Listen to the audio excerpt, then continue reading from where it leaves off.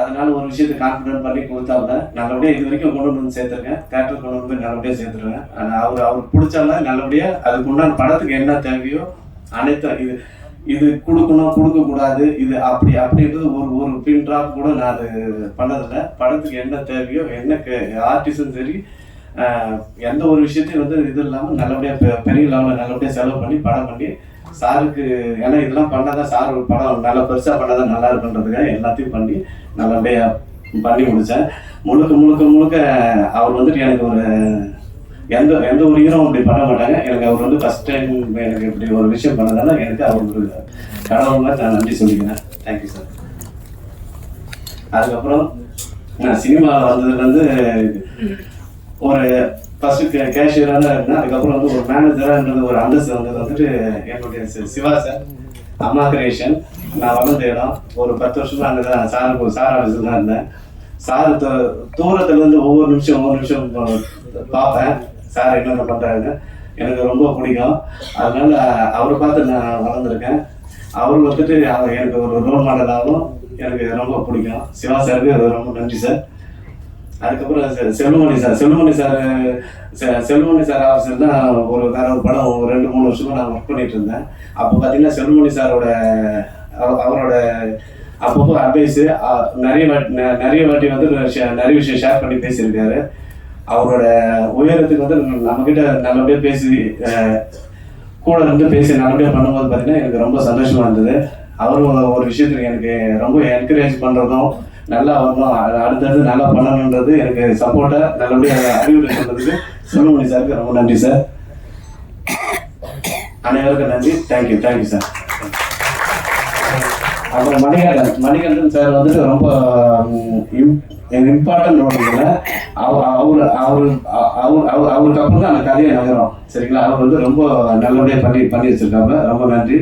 அப்புறம் ஆண்டனி இந்த படத்தில் பண்ணியிருக்காங்க. ரொம்ப நல்ல நடிப்பு. நல்ல ஒரு படத்துக்கு ஒவ்வொரு கேரக்டரும் நம்ம செலக்ட் பண்ணி அந்த கேரக்டர் நீங்கள் படம் பார்க்கும்போது தெரியும் இது கரெக்டாக அமைஞ்சதுன்னு கரெக்டாக செலக்ட் பண்ணிக்கிறாங்களும் தெரியும். எல்லாமே டைரக்டர் தான். இந்த கேரக்டருக்கு எல்லாமே செலக்ட் பண்ணி கரெக்டாக அந்த கேரக்டர் டிசைட் பண்ணி போடுறது எல்லாமே டைரக்டர் தான். அவருக்கும் ஒரு நன்றி சொல்லிக்கிறேன். அதுக்கப்புறம் நம்ம பிஆர்ஓ ஸ்டார்டிங்லேருந்து இப்போ வரைக்கும் எனக்கு ஒவ்வொரு ப்ரொமோஷனும் கொண்டு நிறுத்தி இங்கே நல்லபடியாக மக்கள்கிட்ட சேர்த்துருக்காங்க. அதன் பிறகு ஆன்லைன் ப்ரொமோஷன் ராகவன் அந்த ஆன்லைனில் ட்விட்டர் எல்லாம் இன்ஸ்டாகிராம் அனைத்துலேயும் நல்லபடியாக ப்ரொமோட் பண்ணி என் படத்தை கொண்டு போய் மக்கள்கிட்ட சேர்த்துருக்காரு. அவருக்கும் ரொம்ப நன்றி. சதீஷ் பிஆர்ஓக்கும் நன்றி. Thank you. Thank you so much sir. ரொம்ப ஸ்வீட் ஆஃப் யூ. ஒவ்வொருத்தங்களையும் மென்ஷன் பண்ணி நீங்க சொன்னீங்க. அதே மாதிரி முதல் படம் ஜூலை 10 வெளியாகுதுங்கும் போது உங்களுடைய மனநிலை எப்படி இருக்கும் அப்படிங்கறத எங்களால புரிஞ்சுக்க முடியுது. மீண்டும் உங்களுக்கு பெரிய வாழ்த்துக்கள். இன்னும் நிறைய படங்கள் நீங்க பண்ணிக்கிட்டே இருக்கணும். நீங்களே பேசும்போது சொன்னீங்க உங்களுடைய குரு சிவா சார் அப்படின்னு சொல்லிட்டு நீங்க பேசுறீங்க. அடுத்ததாக சார் பேசணும்னு ஆசைப்படுறோம். ஸோ அவருடைய செஷன் எந்த மாதிரி ஒரு படம் எடுத்திருக்கிறாரு, டீசர் ட்ரெய்லர் பார்க்கும்போது அவருக்கு என்ன தோணி இருக்குங்கிறத நாங்க கேட்கணும்னு ஆசைப்படுறோம். Siva sir, with no further ado, we would like to hear from you about the film.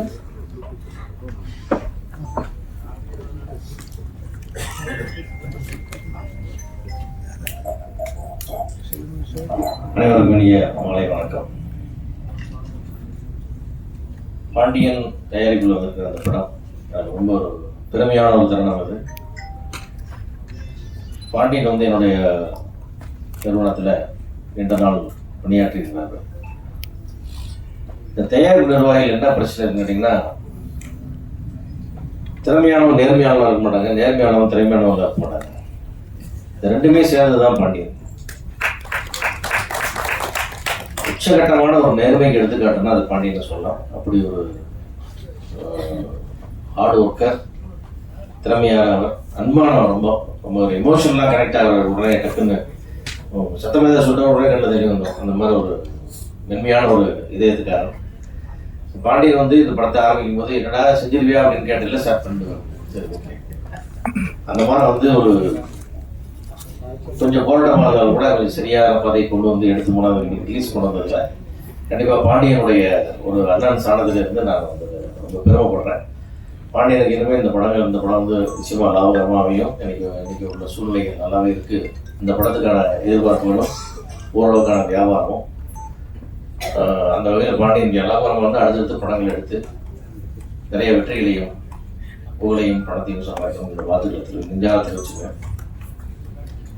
இந்த விழாவின் நாயகன் ஜிப்ரான் நம்ம தமிழ் சினிமாவில் ரொம்ப ஒரு இம்பார்ட்டண்டான ஒரு குறிப்பிடத்தக்க மியூசிக் டேரக்டர், ஒரு வெள்ள விட்டு எனக்கூடிய மியூசிக் இசையமைப்புல ஒரு முக்கியமான ஒருத்தர். குறிப்பாக வந்து பின்னணி இசையில் வந்து மிகச்சிறப்பான பங்களிப்பை தொடர்ந்து கொடுத்துட்டு இருக்கிறாரு. அதனால் இந்த படத்துக்கு பின்னணி இசை மிகச்சிறப்பாக இருக்கும்னு நம்புறேன். நம்ம பார்த்த வரைக்குமே ரொம்ப இம்ப்ரெசிவாக இருந்துச்சு. வாழ்த்துக்கள் அவருக்கு. சத்ய சிவா ஒரு சடனாக நம்ம எல்லாரும் நுழைக்க வந்தால் சின்ன இடைவெளி, மீண்டும் ஒரு சின்ன தொய்வுக்கு அப்புறம் வந்திருக்கார். கண்டிப்பாக அந்த படத்தை வந்து முழு மூச்சோட உயிர் மூச்சாக அதை பணியாற்றிருப்பார். அவருடைய கழுகு பார்வையிலிருந்து அந்த படத்தில் எந்த தவறும் நடந்திருக்காது. நிச்சயம் ஜெயிப்பார் நம்புகிறேன், வாழ்த்துகிறேன். படத்தில் பணியாற்றிய எல்லா கலைஞர்களுக்கும் மற்ற ஆர்டிஸ்ட் கேமராவுடைய வாழ்த்துக்கள். குறிப்பாக வந்து பல மேடைகளில் சொல்லியிருக்கேன், நான் மிகவும் நேசிக்கக்கூடிய மதிக்கக்கூடிய சசிகுமார் அவர்கள். அவருடைய வெற்றி வந்து எப்பவுமே நான் ரொம்ப பர்சனலாக பார்ப்பேன். கொஞ்சம் எல்லா படம் ரிலீஸ் ஆனால் நம்ம இடபாடு கேட்டுருவோம். அவர் படம் ரிலீஸ் ஆனால் மட்டும் நான் காலையிலேருந்து எதாவது நான் டிஸ்ட்ரிபியூட்டர் மாதிரி ப்ரொடியூசர்லாம் 4 தியேட்டருக்கு போக முடியும். என் ஃப்ரெண்ட்ஸ் எல்லாம் கேட்டுருப்பேன். நைட்டு வரைக்கும் பிக்கப் ஃபேஷன் எப்படி இருக்குது, ரூரல் எப்படி இருக்குது, சிட்டி எப்படி இருக்குன்னு கேட்டிருப்பேன். என்ன காரணம்னா அவர் ஜெயிக்கணும் அப்படின்ட்டு. ஏன்னா அவருடைய அர்ப்பணிப்பு, அவருடைய நேர்மை, அதுக்கெல்லாம் வந்து கண்டிப்பாக வந்து ஒரு மனிதன் நீண்ட காலத்துக்கு போராட முடியாது இல்லையா. ஆனால் அது சீக்கிரமாக அந்த பெரிய வெற்றி வந்து அவருடைய அந்த ஒரு பெரிய உற்சாகத்தையும் ஊக்கத்தையும் அவருக்கு சினிமா கொடுத்துடணும் சீக்கிரம் அப்படின்னு நினைப்பேன். அது அப்பப்போ நடந்தது சின்னச்சின்னதா பெருசாக ஒன்று நடந்து இப்போ நல்ல மகிழ்ச்சியாக ஒரு சுத்து பெருத்தே வந்து கொஞ்சம் பேர் எங்களுக்கு சசிகுமார் சார் அடுத்த படம் கேட்டோம்னு சொல்லிக்கலாம் சார், ஒன்றும் பிரச்சனை இல்லை. ஆனால் மகிழ்ச்சியாக இருக்குன்னு தெரியுது சார், சந்தோஷமா இருக்கு. இந்த படத்தில் பார்க்கும்போது ரொம்ப நல்லா இருக்கு. ஆனால் அப்படியே பார்த்தோம்னா அப்படியே டூரிஸ்ட் ஃபேமிலியோட சீரியஸ் வெர்ஷன் மாதிரி ஒன்று ஃபீல் பண்ணோம். ரொம்ப நல்லா இருந்தது. உங்களுடைய தோற்றம் எல்லாமே நல்லா இருந்தது. அது சசிகுமார் சொல்லி எப்படின்னு கேட்டிங்கன்னா, அது அவருக்கு எவ்வளவு வயசு இருக்கோ அவ்வளோ வயசுக்கு நடிச்சுட்டே இருப்பார். அது எந்த நூலுமே தெரியாது, நடிச்சுட்டே இருக்க போறாரு. அந்த அளவுக்கு மக்களுக்கு பிடிச்சவர், சினிமாக்காரங்களுக்கு பிடிச்சவர். அவரும் சினிமா அவர் ரொம்ப நேசிக்கிறார். சினிமாவோட வேற ஒன்றும் செய்ய தெரியாது. 100 கோடி கொடுத்தாலும் அவர் போய் தொழில் பண்ணுன்னா பண்ண மாட்டாரு. திரும்பி சினிமா வந்து பெருசுவாக நடிப்பார். அந்த மாதிரி ஒரு சுபாவம் அவர். அதனால் அவருடைய வெற்றி வந்து நான் ரொம்ப பர்சனலாக நான் இப்போவே நான் டச் பண்ணுற மாதிரி பார்த்துக்கிறேன். அவருடைய டூரிஸ்ட் படம் வெற்றி அடையும் போது ஒரு 2-3 திரையரங்களை பார்க்கும்போது ஒரு வாட்டி வந்து நான் வந்து எப்படி சொன்னால் அவரோட வெல்விஷராக அவரோட ரசிகராக தான் அந்த படத்தை நான் பார்த்தேன். ஒரு முறை அந்த படம் சினிமாவுக்கே ஒரு பெரிய ட்ரெண்ட் செட்டிங்காக வந்து அமைஞ்சிருக்கு. எல்லாத்துக்கும் ஒரு தளர்ந்து போன சினிமாவுக்கு ஒரு பெரிய உற்சாகத்தை தூக்கி கொடுத்துருக்கு. அந்த மாதிரி வந்து அதை தொடர்ந்து ஃப்ரீடம் அதே வரிசையில் வந்து இன்னொரு வெற்றியும் கொடுத்து இன்னும் மேலும் மொத்த நிறைய உற்சாகங்களை கொடுத்து வெற்றியை கொடுத்து லாபத்தை கொடுத்து ஒரு தமிழ் சினிமாவுக்கு இன்னொரு பெரிய ஒரு பூஸ்டிங் ஃபில்மாக இருக்கணும் அப்படின்னு நான் நம்புகிறேன். அது மாதிரி கூட என்னுடைய வாழ்த்துக்களை தெரிவிச்சுக்கிறேன். மற்ற அமைப்பாளர் அனைவருக்கும் என்னுடைய நன்றி. அது அவசரம் உங்களுடைய செயற்குழு கூட்டத்துக்கு போகிறதால இதோட இந்த இடத்துல உங்களுக்கு மதிப்பீடு கொண்டு தேங்க்யூ ஸோ மச். இதுக்கு முன்னாடி எல்லாரோட இணைஞ்ச ஒரு குரூப் பிக்சர் மட்டும் எடுக்கணும் அப்படின்னு ஆசைப்படுறோம். இந்த moment we really wanted to forever cherish it. நீங்க வந்தது எங்களுக்கு ரொம்ப ரொம்ப சந்தோஷம். ஸோ எல்லாருமே இணைஞ்ச ஒரு அழகான குரூப் பிக்சருக்கான தருணம் இது. கார்த்தி விஷுவல்ஸ் எடுத்துட்டோம். விஷுவல்ஸ் எடுத்துட்டு சொல்லுங்கம்மா.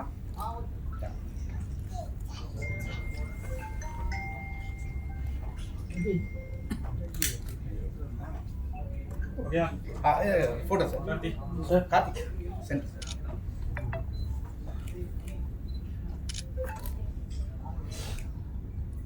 Okay sir.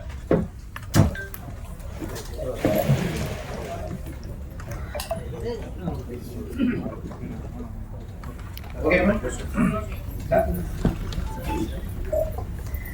Thank you once again, Shiva sir. Thank you. Sir, it's a very impressed. My favorite musician. அவர் தான் அடுத்த படம் அந்த அடுத்த லெவலுக்கு போயிருக்கு. தேங்க்யூ பாண்டியன் சாருக்கு ரொம்ப தேங்க் பண்ணுறேன். As short as simple, but sir நிஜமாவே நீங்க வந்து நர்வஸா இருக்கிற மாதிரி எங்களுக்கு தெரியல. கரெக்டா பாயிண்ட்ஸ் எல்லாம் சொல்லிட்டீங்கன்னு நினைக்கிறேன். மீண்டும் உங்களுக்கு ஒரு பெரிய நன்றி. நிறைய நல்ல படங்கள் பண்ணிட்டு இருக்கீங்க. இன்னும் அது தொடரட்டும். மீண்டும் ஒரு பெரிய நன்றி. அடுத்ததாக இந்த படத்துக்காக அசோசியேட் இருக்கக்கூடிய ட்ரெண்ட் மியூசிக், அதுல இருந்து ஜிதேஷ் அவர்கள் இணைஞ்சிருக்கிறாரு. அவரு இந்த படத்துல இருக்கக்கூடிய பாடல்கள் அண்ட் மியூசிக் பத்தி பேசணும்னு ஆசைப்படுறோம். ஸோ ஜிதேஷ் அவர்கள் ப்ளீஸ் ஷேர் ஃபியூ வேர்ட்ஸ்.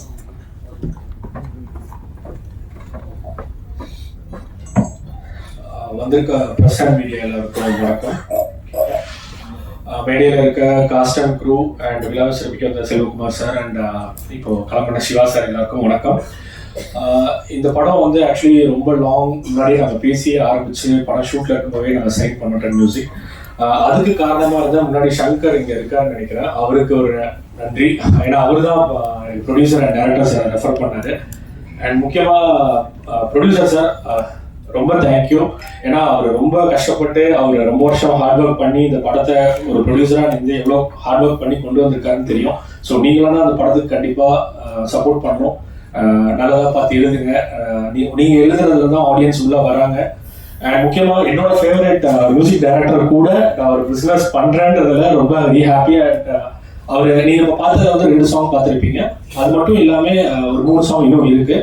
அது இன்னைக்கு லான்ச் முடிச்சதுக்கு அப்புறம் உங்களுக்கு டென் மியூசிக் சேனல்ல லைவ் ஆகும். அண்ட் வெற்றி படங்களாக கொடுத்துட்டு இருக்க சசிகுமார் சாருக்கு மீண்டும் வாழ்த்துக்கள் அண்ட் நன்றி. அண்ட் கேரளா இண்டஸ்ட்ரியில இருந்து லிஜமோட் மேம், அவங்க அங்க நிறைய வெற்றி படங்கள் கொடுத்து இப்போ தமிழுக்கு வந்து நிறைய வெற்றி படங்கள் கொடுத்துட்டு இருக்க மேம்க்கும் நன்றி. அண்ட் ஆல்சோ சதீஷ்குமார் சார், அவர் வந்து இந்த படத்துக்கு நிறைய ப்ரொமோஷன்ஸ்ல இருந்து எனக்கு சின்ன சின்ன ஐடியாஸ்ல இருந்து எங்களுக்கு எப்படி கொண்டு போகணும் எல்லாமே அவர் தான் ஆரம்பத்துல இருந்து நிறைய சப்போர்ட்ஸ் பண்ணிட்டு இருக்காரு. அண்ட் முக்கியமா ராகவன் பிரதர், விஜயராகவன் பிரதர், ரொம்ப நன்றி. ஏன்னா சொல்லணும், ப்ரொடியூசர் டீம் எல்லாமே ரொம்ப பிஸியா இருக்கும்போது எங்களுக்கு எல்லா டெலிவரபிள்ஸ்ல இருந்து நைட் டே அண்ட் நைட் ரொம்ப ஹெல்ப் பண்ண ராகவன் பிரதருக்கு ரொம்ப நன்றி. அண்ட் ஆல்சோ இந்த படம் நான் கொண்டு போய் கம்பெனியில் பேசும்போது, லேபிள் டென் மியூசிக்கில் பேசும்போது எங்களோட எம்டி அதை புரிஞ்சுக்கிட்டு எப்படி பண்ணலான்றதுக்கெல்லாம் சப்போர்ட் பண்ண ராஜா ராமமூர்த்தி அவர்களுக்கும் நன்றி. என்னோட டீம் இங்கே உட்காந்துட்டு இருக்காங்க, அவங்களுக்கும் நன்றி, தேங்க்யூ. ஏன்னா அவங்களும் டே அண்ட் நைட் ஃபுல்லாக சப்போர்ட் பண்ணிட்டு இருக்காங்க. படம் கண்டிப்பாக 10th ஜூலை எல்லாருமே தியேட்டரில் போய் பாருங்க. சாங்ஸ்லாம் அருமையாக வந்திருக்கு. தயவு செஞ்சு உங்களோட சப்போர்ட்ஸ் கொடுங்க. கண்டிப்பாக படம் தியேட்டரில் இருக்கவே போய் சப்போர்ட் பண்ணுங்க. நன்றி, வணக்கம். Thank you very much, thank you. அடுத்ததாக ஃப்ரீடம் திரைப்படத்துல ஒரு முக்கியமான கதாபாத்திரத்துல நடிச்சிருக்கக்கூடிய பாய்ஸ் மணிகண்டன் அவர்கள் அவருடைய கதாபாத்திரத்தை பத்தியும் இந்த படத்தை பத்தியும் எங்களுக்காக ஷேர் பண்ணணும்னு ஆசைப்படுறோம். So much you.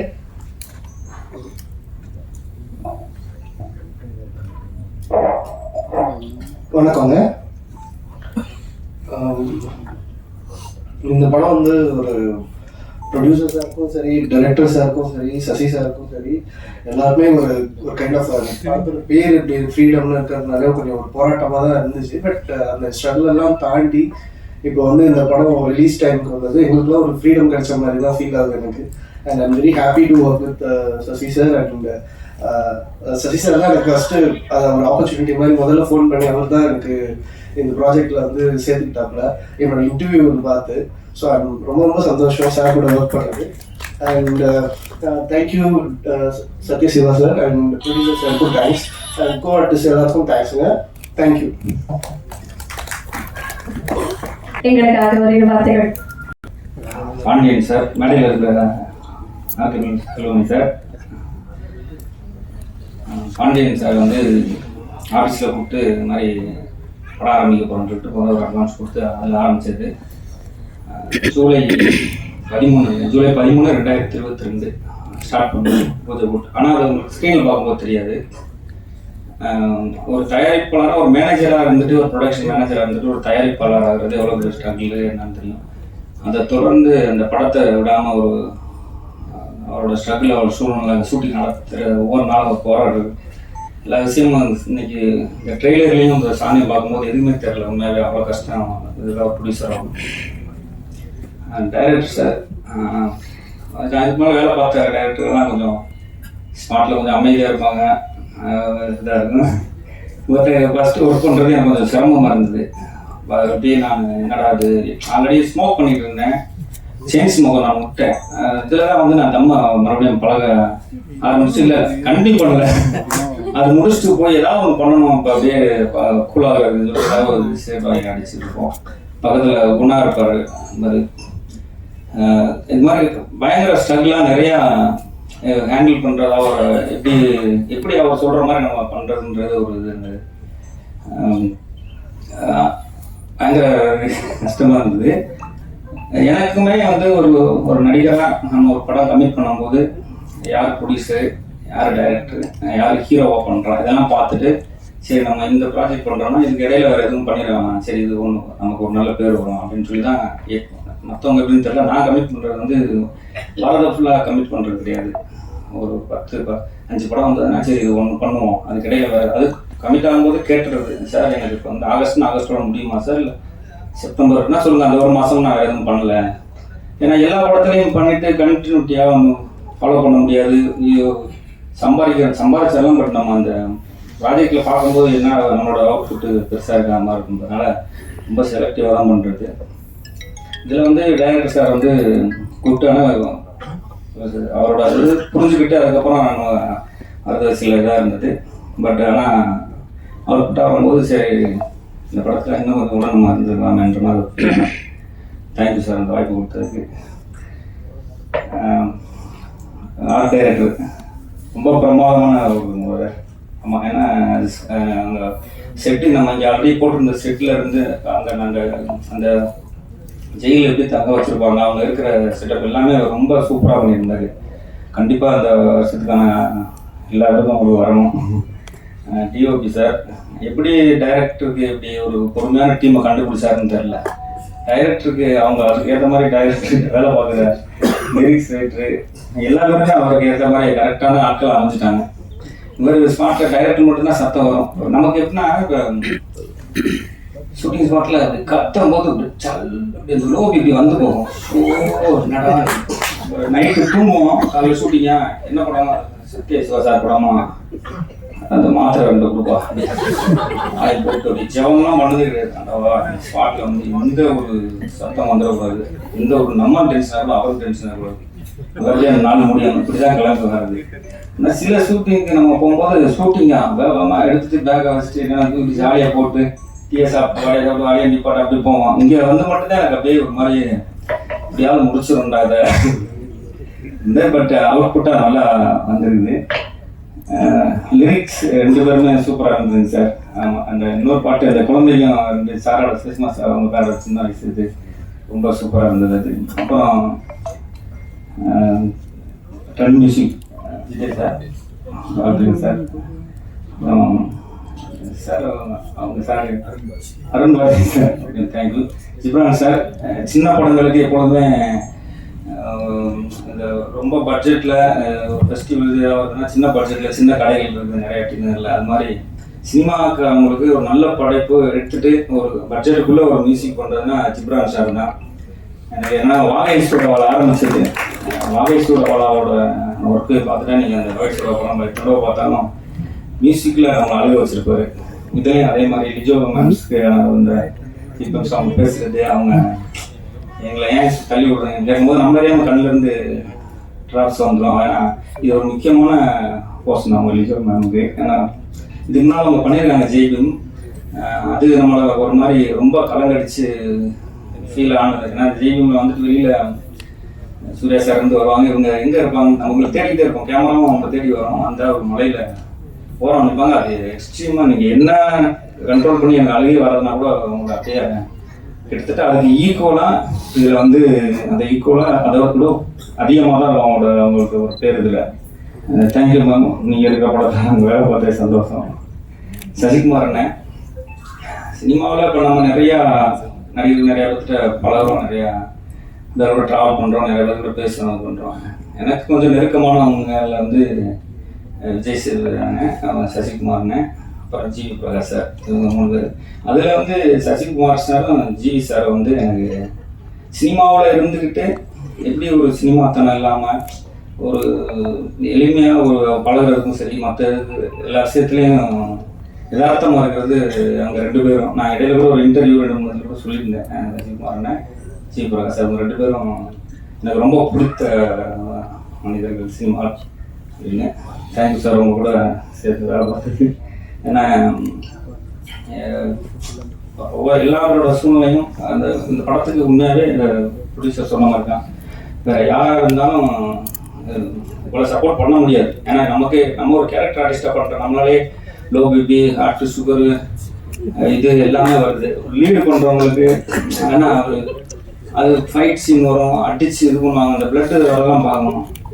அதெல்லாம் அவங்க வருவார் இப்படி உள்ளே போகும்போது கேரமில் ட்ரெஸ் பண்ணிட்டு இப்படி கீழே இறங்குவார். இன்னைக்கு சார் இந்த கண்டிஷனில் வர போகிறோம், உள்ளே போயிட்டு வெளியில் வரும்போது பார்ப்போம் சசிகுமார் சார் மாதிரியே இருக்குல்ல, சசிகுமார் சார் அந்த மாதிரி இப்போ பிளட்டு அடிப்பட்டு ஏன்னா நம்ம ஹீரோனா அவங்க ஒரு மெயின்டைன் பண்ணுவாங்க, இந்த இது வேணா இப்படி பண்ணிக்கலாம் அப்படின்னு. அந்த மாதிரி இல்லாமல் முழுமையாக ஒப்படைச்சாரு. ஆமாம், சந்தோஷம் சார், ரொம்ப ஹார்ட் ஒர்க் பண்ணியிருக்கீங்க. கண்டிப்பாக இந்த படத்துக்காக ஒரு சிறந்த நடிகருக்கான விருது கண்டிப்பாக வருன்றது நம்பிக்கை சார். டிஓபி சார் சொன்ன மாதிரி தான் அந்த ஈவிபியில் போவோம். நாங்கள் ஒரு 4 பேர் ஃப்ரெண்ட்ஸாக உட்காந்துருப்போம். குழியை தோண்டிட்டு இருப்பாங்க, இன்னைக்கு என்ன நடக்க போதோ, முள்ளிங்கால் போட்டு வரணும். சசி சார் அதுக்கு முன்னால் வச்சுருவாங்க, கேமராவுக்கு முன்னால் ஒரு 4 ஸ்டெப் நடந்தால் போகணும். நம்மளாம் அங்கே திண்டிவனத்துலேருந்து முள்ளிங்காலே வரணும். ஆமாம், இந்த மாத்திரை டப்பாவோட வந்துடுவாங்க. தண்ணி இருக்கு, தண்ணியாக வரணும், பேசாமல் இருக்கு, டெடிகேஷனாக இருக்கு. நீங்கள் தண்ணியாக முன்னால வேகமாக போக புருங்க மொழிங்க நடந்தா போகிறேன், மொழிகள் போட்டு போகும்போது வேகமாக போங்கன்னா ட்ராக் உள்ள போகும். ஏங்க கொஞ்ச நேரம் லேசாக உட்காந்தோம்னா வரமாட்டி இந்த வந்துட்டோம் சார் வந்துருக்கோம். அடுத்த மொழி எடுத்துலாம் assistant manager Velu Pandiyan sir கரெக்டான ஒரு மேனேஜர் சார். எவ்வளோ நேரம் ஆச்சு பாரு, எங்கள் பொருங்க இப்போ தான் டி நகர் சிக்னல் டைம் பயங்கர டிராஃபிக் போனால் அங்கே 2 மணி நேரம் சும்மா உட்காந்துருப்போம். அப்போ தான் தோண்டி அதெல்லாம் முடிச்சு அது பெரியது சொன்ன மாதிரி பெரிய பள்ளம், அது ஒரு பள்ளத்தாக இருக்கும்போது கால்வாய் மாதிரி. அது வந்தோடனே நம்ம பார்ப்போம், இன்னைக்கு இந்த சீன்னும் அப்படியே பார்ப்பாங்க, ஒருத்தர் பேசுவோம். எப்படி இன்னைக்கு அப்படிதான், சரி வாங்க நீ என்ன டிஃபன் அது கேட்போம் அப்படின்ட்டு போனால் பக்கத்தில் எதுவும் தமிழும் வாங்கிட்டு வந்தீங்களா, ஏங்க போனால் போயிட்டு இது பண்ணிட்டு ரிலாக்ஸ் பண்ணிட்டு வருவோம். ஏன்னா ஒரு அந்த ஸ்பாட்டை கடத்துறது அந்த மாதிரி. இங்கே செட் ஒர்க் பண்ணுறதும் சரி, அங்கே பண்ணதும் சரி. அப்புறம் இன்னொரு இடத்துல நம்ம இந்த வண்டலூரை தாண்டி ஒரு இடத்துல எடுத்தோம், அந்த இது பண்ணுறது. அப்புறம் இங்கே நம்ம எக்மோரில் காலேஜ் கோர்ஸ் எல்லாமே பயங்கர கஷ்டமானது. டிஓபிஸாக தான் பெரிய ஒரு சவாலானதாக இருந்திருக்கும் அந்த இதெல்லாம் பண்ணுறதுக்கு. சந்தோஷம் சார். ஆர்கே செல்வமணி சார், நான் சென்னை வந்த புதுசில் ஆர் செல்வராஜ் சார்கிட்ட வேலை பார்த்தேன். அப்போ வேலை பார்க்கும்போது ஏதாவது ஃபைல் கொடுத்துருவார், போய் செல்வமணி சார் வீட்டில் கொடுத்துருவோம். அப்புறம் அங்கேருந்து ஏதாவது கொடுத்துருவாங்க, வாங்கிட்டு வந்துருந்தோம்னா இந்த மேடையில் நீங்கள் இருக்கிற மேடையில் இருக்கிறது ரொம்ப சந்தோஷம் சார்.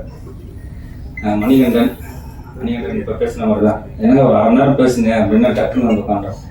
மணிகண்டன் அவர் எதே அவருக்கு என்ன தோணுதோ அதை பேசிடுவாப்புல. அது இந்த இன்டர்வியூ பார்த்து தான் மகாராஜாவையும் வந்தது. மகாராஜாவே வந்து பரவாயில்ல, இனிமேல் நம்மளே ஒரு இன்டர்வியூ வந்த மாதிரி கூட வாய்ப்பு வர மாட்டேங்குது. இன்டர்வியூ கொடுத்தா ஃபோன் பண்ணி திட்டாச்சாரு, அவனுக்கு பேச தெரியல, கொஞ்சம் நல்லா பேச மாட்டேன். வாழ்த்துக்கள் மனிதன் கூட சேர்ந்து வேலை பார்த்து ரொம்ப சந்தோஷம். நான் பாய்ஸ் காலேஜ் படிக்கும்போது நான் பாய்ஸ் பார்த்தது. அப்போல்லாம் பாய்ஸ் பண்ணிக்கிட்டேன்னா அப்படின்னு பாய்ஸ் பண்ணிக்கிட்ட நடிக்கலாம் நமக்கு அவ்வளோ ஒரு சந்தோஷம். ஏன்னா அந்த படத்தை நாங்கள் தேட்டரில் எவ்வளோ வெயிட் பண்ணி அந்த டிக்கெட் வாங்கி பார்த்தது ரொம்ப ஒரு சினிமா. மணிகண்டன் அந்த மாதிரி தான், எப்படி அப்ரோச் பண்ணி எப்படி பேசுகிறது அந்த இதெல்லாம் தெரியாது. அவர் கம்ஃபர்டபுள் ஜோனுக்குள்ள என்ன பார்க்க முடியும் அந்த வேலையை பார்த்துருவார். அப்புறம் குணா தான் எங்களுக்கு வந்து பயங்கர என்டர்டைன்மெண்ட் ஷூட்டிங் பார்க்கல. அவர் இல்லைன்னா கண்டிப்பாக அந்த 4 பேர் இருந்திருக்க முடியாது. அப்புறம் அவங்க நடிச்ச தீபா பாஸ்கர், அப்புறம் ஷாலினி இவங்கெல்லாம் முக்கியமான ரோல் பண்ணியிருக்காங்க. மற்ற நிறைய அசிஸ்டன்ட் டைரக்டர்ஸு, கோ டைரக்டர், மற்ற எல்லா பேத்துக்கும் நன்றி. வாய்ப்பு வழங்கிய ப்ரொடியூசருக்கும் டைரக்டர் ரொம்ப நன்றி. தேங்க்யூ. இது எதுக்காகவும் இல்லையா, உண்மையாலுமே நீங்க சென்னைக்காக அப்படியே ஃபுல்லா கண்ணாடியாக பாடலின் வரிகள் அமைஞ்சிருக்கு அப்படின்னே சொல்லலாம். அதுக்கு ஒரு மிக முக்கியமான காரணம் இந்த படத்தினுடைய லிரிசிஸ்ட் மோகன் ராஜா சாராக இருக்கட்டும், அருண் பாரதி அவர்களாக இருக்கட்டும். I think I should start with Arun Bharathi sir. நீங்க கண்டிப்பாக இதில் அமைச்சிருக்கக்கூடிய பாடல்கள், நீங்க எழுதின வரிகள், அதை பத்தி எங்களுக்காக ஷேர் பண்ண ஆசைப்படுறோம். Over to you please. பத்திரிகை, தொலைக்காட்சி, ஊடக, இணைய நண்பர்கள் அனைவருக்கும் என் இதயத்தின் அடியாளத்திலிருந்து அன்பு வணக்கம். ரொம்ப கனமான மேடை. இப்போ அவர் வந்து பேசிட்டு போனதில் கொஞ்சம் ரொம்ப லேஸ் ஆகிட்டான்னு நினைக்கிறேன். எனக்கு வந்து இந்த ஃப்ரீடம் படத்தில் வாய்ப்பு கிடைச்சதுக்காக தயாரிப்பாளர் பாண்டியன் சார், அப்புறம் வந்து இயக்குனர் சத்யசிவா சார், அப்புறம் வந்து மியூசிக் டைரக்டர் சிப்ரான் சார், எல்லாருக்குமே வந்து நான் நிறைய நன்றி சொல்ல கடமைப்பட்டிருக்கேன். இலங்கை போர் உச்சத்தில் இருக்கும்போது அண்ணன் அறிவுமணி அவர்கள் வந்து ஒரு அரை கம்பத்தில் தொப்புள் கொடி அப்படின்னு சொல்லி ஒரு புத்தகம் தொகுத்தாரு. அதில் நான் வந்து ஒரு கவிதை எழுதியிருந்தேன். போதிமர நிழலில் புத்தருக்கு நரபடி, அப்பாவின் மண்டை ஓடு, சிங்களனின் மாமி சதறி, அறுபட்டு கிடக்கிறது அம்மாவின் மார்பு, பிறப்புறுப்பில் துப்பாக்கி, நிர்வாணமாக அக்கா சடலம், மடவாசல் வழி இரும்பு கம்பி எப்படி துடித்தானோ என் ஆசை தம்பி. சொந்த மண்ணில் உயிரின் வேர்களை பிடுங்கி எரிகிற அசைவ பூமி. தப்பி பிழைத்து கரையேறினேன் இங்கோ எனக்கு அகதி அனாதை விசாரணை அப்படின்னு சொல்லி இந்த கைதுகளுக்காக சொல்லல, ரொம்ப ஒரு வழியோட விசாரணை கைதிகளை குற்றவாளியாக பார்க்கக்கூடிய ஒரு மனோபாவம் இருக்கு. இன்னைக்கு கரண்ட்ல பார்த்துட்டு இருக்கக்கூடிய அஜித்குமார் நியூஸ் வந்து நமக்கு எல்லாமே தெரியும். ஸோ அந்த மாதிரியான ஒரு கனமான சப்ஜெக்டை வந்து இயக்குனர் எடுத்துருக்காரு. அதுக்காகவே அவர் வந்து ஒரு மிகப்பெரிய பாராட்டுகள். அதுக்காகவே உங்களுக்கு மிகப்பெரிய வாழ்த்துக்கள் சார். நன்றி சார். முதல் முறையாக நான் வந்து சசிகுமார் சார் படத்தில் பாட்டு எழுதுறேன். ஸோ ரொம்ப நன்றி சார். தொடர்ந்து உங்களோட நான் இணையணும். அதுக்கப்புறம் ஜிப்ரான் சார், அவர் எனக்கு ரொம்ப நாள் தெரியும் அப்படின்னாலும் அவர் கூடயும் எனக்கு முதல் முறையாக இணையக்கூடிய ஒரு மேடை அப்படின்றதுனால இந்த மேடை வந்து எனக்கு ரொம்ப புதுசாகவும் ரொம்ப சிறப்பாகவும் இருக்குது. மோகன்ராஜன் சாரோட பாடல் வரிகள், சினேகன் சார் அவரோட பாடல் வரிகள் எல்லாமே ரொம்ப நல்லா இருக்குது. அந்த தாலாட்டு பாட்டில் எனக்கு அந்த வரி ரொம்ப பிடிச்சிருந்தது. அந்த அருகும் புல்லும் சிகரமே எறும்பை கேளு அது சொல்லுமே அப்படின்னு சொல்லி அது ரொம்ப பிடிச்சிருந்தது. ஸோ ஒட்டுமொத்த படக்குழுவினருக்கும் என்னுடைய அன்பும் வாழ்த்துக்களும். நன்றி, வணக்கம். அது நான் சொல்லிடுறேன் இந்த லைனை. தப்பி வந்த தங்க நிலவ அஞ்சி அழ விட்டது யாரோ, துள்ளி வந்த வண்ண நிலவ ஒண்டி நிக்க வச்சது யாரோ, வாழ்வை எண்ணி வருந்தாதே வானம் அது சுருங்காதே, அருகம் புல்லும் சிகரமே எறும்ப கேளு சொல்லுமே. இந்த அருகம் புல்லும் சிகரமே தான் வேறொரு வடிவத்துல சாரோட வெற்றிவேல் படத்துல ஓப்பனிங் சாங் எழுதியிருப்பேன். அதை நான் மறுபடியும் ஏன் எழுதணும் அப்படின்னா, சார் வந்து ஒரு ஃபீனிக்ஸ் மாதிரி மறுபடியும் பார்க்க வந்திருக்காரு. சரி, அதையும் நான் பதிவு பண்ணணும்னு நினைச்சேன். அது எதேச்சே எழுதினேன். அது சாருக்கு தெரியாதுன்னு நினைச்சேன். ஆனா என்னோட ஒவ்வொரு வரிகளையும் அவர் கவனிக்கிறனால கண்டுபிடிச்சாரு. சார் ரொம்ப நன்றி சார். எனக்கு ரொம்ப பெருமையா இருக்கு. அதுக்கப்புறம் ஜிப்ரான் சார் பத்தி சொல்லணும். ஒரு இசைப்பாளருக்கு ஆல்பமா ஹிட்டா அமைகிறது வந்து ரொம்ப மேஜிக். இப்ப பாத்தீங்கன்னா ராஜா சாருக்கு அன்னக்கிளி, ரஹ்மான் சாருக்கு ரோஜா, அப்புறம் ஹாரிஸ் ஜெயராஜ் சாருக்கு பாத்தீங்கன்னா மின்னலே, வாரை சுடவா அப்படிங்கிற ஒரே ஆல்பம் ஒட்டுமொத்த தமிழகத்தையும் யாருப்பா அப்படின்னு திரும்பி பார்க்க வச்சது சார். அதே மாதிரி இந்த ஆல்பமும் சூப்பரா கொடுத்திருக்காரு. கண்டிப்பா இது ஒரு பெரிய வெற்றி படமா அமையும், கண்டிப்பா அமையும். ஏன்னா ஒவ்வொரு படத்தையும் நீங்க கொண்டு போய் சேர்த்திருக்கீங்க, இந்த படத்தையும் சேர்ப்பீங்கிற நம்பிக்கை இருக்கு. அதுக்கப்புறம் சத்யசிவா சார், நான் அவரோட இது வந்து எனக்கு 3வது படம் கடுகு 2, அப்புறம் வந்து 1941-45, அதுக்கப்புறம் இந்த படம். அவரோட வேலை செய்யறதே ரொம்ப இதமா இருக்கும். அவர் அடிக்கிறதும் தெரியாது, கிள்றதும் தெரியாது, ஆனா அவர் நினைச்சதை வாங்கிடுவாரு.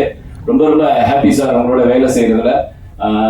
ஜிப்ரான் சாரோட வேலை செய்யறது வந்து ஒரு அது மட்டும் சொல்லிடுறேன். நிறைய பேருக்கு கண்டிப்பா அது எல்லாருக்கும் பிடிக்கும்னு நம்புறேன்.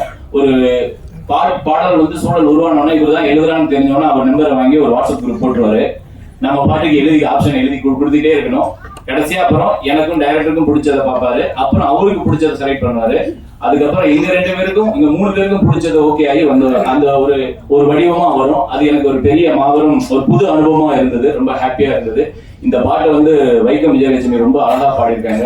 ரொம்ப ரொம்ப நன்றி. இந்த படம் கண்டிப்பா பெரிய வெற்றி படமா அமையும். அதே மாதிரி எங்க தயாரிப்பாளர் பாண்டியன் சார், உங்களுடைய உறுதிமொழி வந்து கண்டிப்பா ஒவ்வொரு படத்திலையும் அதை வந்து நீங்க ஞாபகம் வச்சு செய்யணும் சார். நன்றி. Thank you so much sir. மீண்டும் உங்களுக்கு பெரிய congratulations. அடுத்ததாக விழாவின் நாயகனை கூப்பிட வேண்டிய ஒரு தருணம். Ghibran sir, you truly one of a kind. அது வந்து நீங்க சூஸ் பண்ணக்கூடிய படங்களுக்காக சொல்லல, உங்களுடைய பர்சனாலிட்டியாகவே சொல்றேன். எப்பயுமே எனக்கு உங்களை பார்க்கும்போது ஒரு ஃபீனிக்ஸ் பறவை அப்படின்னு தான் தோணும். எந்த ஒரு கூண்டுலையுமே உங்களை அடக்கவே முடியாது. உங்களுடைய டிஸ்கோகிராஃபியும் அப்படிதான் அமைஞ்சிருக்குன்னு நினைக்கிறேன். அந்த வரிசையில ஃப்ரீடம், இந்த படத்துல என்ன ஒரு மேஜிக் கிரியேட் பண்ண இருக்கீங்க அப்படின்னு பார்க்கறதுக்கு ரொம்பவே ஆர்வமாக இருக்கு. அதனுடைய கிளிம்ஸ் தான் நாங்கள் 2 பாடல்கள் பார்த்தோம்னு நினைக்கிறேன். இந்த படத்துல ஒர்க் பண்ண அந்த அனுபவத்தை பத்தி நீங்களே ஷேர் பண்ணணும்னு ஆசைப்படுறோம், ப்ளீஸ்.